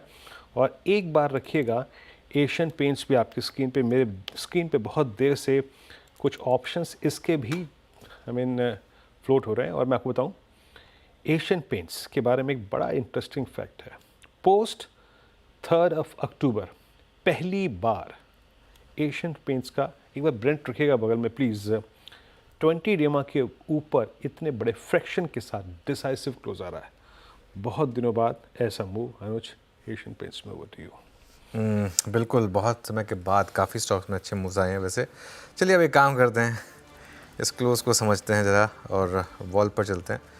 शानदार क्लोज मार्केट की। In fact Nifty by the end of it जाते जाते एकदम हाईएस्ट पॉइंट पर जाकर बंद हो रहा है। एकदम हाईएस्ट पॉइंट है ये मार्केट का क्लोजिंग पॉइंट 23,530। अब ऑब्वियसली थोड़ा एडजस्टमेंट की वजह से हल्का सा नीचे आ जाएगा, लेकिन फिर भी हाईएस्ट पॉइंट। बैंक निफ्टी भी ऑलमोस्ट हाईएस्ट पॉइंट, थोड़ा सा कम रह गया हाईएस्ट पॉइंट से, लेकिन 49,625। निफ्टी आईटी में तेज़ी थी आज। मिड कैप देखिए 2% की शानदार रैली मिड कैप इंडेक्स में। स्मॉल कैप इंडेक्स में भी 2% से ऊपर की रैली। एडवांस डिक्लाइन 3:1 का। हर गिरने वाले स्टॉक के सामने एग्जैक्ट 3 बढ़ने वाले शेयर आपको दिखाई देंगे। तो बहुत ही शानदार मार्केट ब्रेथ रही। अब जरा एक बार सेक्टोरल हीट मैप लेकर आइए मार्केट का, देखते हैं यहाँ पर किस तरीके की ब्रेथ रही। ये देखिए सारे सेक्टर्स ग्रीन में थे। कैपिटल गुड्स ने लीड किया। ये लार्सन एंड ट्यूब्रो का कमाल, 4% कैपिटल गुड्स इंडेक्स ऊपर था। उसके अलावा रियल एस्टेट इंडेक्स 2% ऊपर था। एफएमसीजी 2% ऊपर था। ऑयल एंड गैस 2% ऊपर। PSU bank 1.5%। पीएसयू इंडेक्स करीब 3% ऊपर। ऑटो इंडेक्स 2% ऊपर। सबसे कम फार्मा था, वो भी 0.3% ऊपर था। अक्रॉस द बोर्ड तेज़ी। आई थिंक बहुत समय के बाद हमने एक ऐसा देखा कि सारे सेक्टर्स ग्रीन में बंद हुए हैं। निफ्टी का हीट मैप आएगा आपकी स्क्रीन पर। यहाँ पर भी ज़्यादातर स्टॉक्स ग्रीन में ही थे। टाटा कंज्यूमर सबसे ऊपर 5% ऊपर, 6% ऊपर। BEL 5%, trend 4.5%, LNT 4%, Nestle 4%, Hero MotoCorp करीब 4%, IndusInd bank almost 4%, Titan, Hindustan Unilever, Tata motors, Maruti, ITC, ये कुछ स्टॉक्स थे जहाँ पर आपको तेज़ी दिखाई दी। इसमें जोड़ दीजिए आप Asian paints, ONGC, Adani group के दोनों stocks, doctor Reddy's, Infosys, Bajaj auto, state bank of India, Reliance, Mahindra and Mahindra, सारे स्टॉक्स एटलीस्ट 1% ऊपर थे। इस तरीके की तेज़ी रही। जो स्टॉक्स नीचे थे उनमें भारती एयरटेल आज थोड़ा वीक रहा stock, JSW steel, Bajaj Finserv, ICICI bank, Apollo hospitals और बजाज फाइनेंस। लेकिन वीरू कुल मिलाकर मार्केट की बहुत ही शानदार क्लोज रही है आज। जी हाँ, बाजार सोच रहा है शुक्रवार है ना? है तो शुक्रवार ही, है तो शुक्रवार ही, लेकिन इसको एक कन्फ्यूज़न है। गुरु कल भी तुम्हें खुलना है और कुछ ऐसा ही कल भी करके दिखाओ, बजट का अच्छा सजेशन है ना सनोज? बिल्कुल। तो चलिए खैर, ये इस समय आज की मार्केट क्लोज। ध्यान रखिएगा कल यूनियन बजट है, इसके लिए कल सुबह 7 बजे से हमारी प्रोग्रामिंग शुरू हो जाएगी। As normal day, as a normal weekday हमारी प्रोग्रामिंग शुरू होगी सुबह 7 बजे से, और हम सब सुबह 7 बजे शामिल होंगे आपके साथ। शो खत्म करें इससे पहले श्रेया के पास एक इम्पॉर्टेंट मैसेज है आप लोगों के लिए। बिल्कुल, सबसे बड़ी कवरेज देखिएगा आप सिर्फ और सिर्फ सीएनबीसी आवाज़ पर सुबह 7 बजे से। और अब वक्त हो चुका है ग्रोथ कोड का। ग्रोथ कोड ग्रो और सीएनबीसी आवाज़ की एक ऐसी पहल है जिसका लक्ष्य है आपको बाजार में सही दिशा दिखाना और सही सोच के साथ ट्रेडिंग के फैसले लेने में मदद करना। आज हम बात करेंगे कि सेबी के नए एफएनओ ट्रेडिंग नियम बाजार पर कैसा प्रभाव डाल रहे हैं और ट्रेडर्स इन नियमों से कैसे तालमेल बिठा रहे हैं। देश में डेरिवेटिव ट्रेडिंग में आया जबरदस्त उछाल।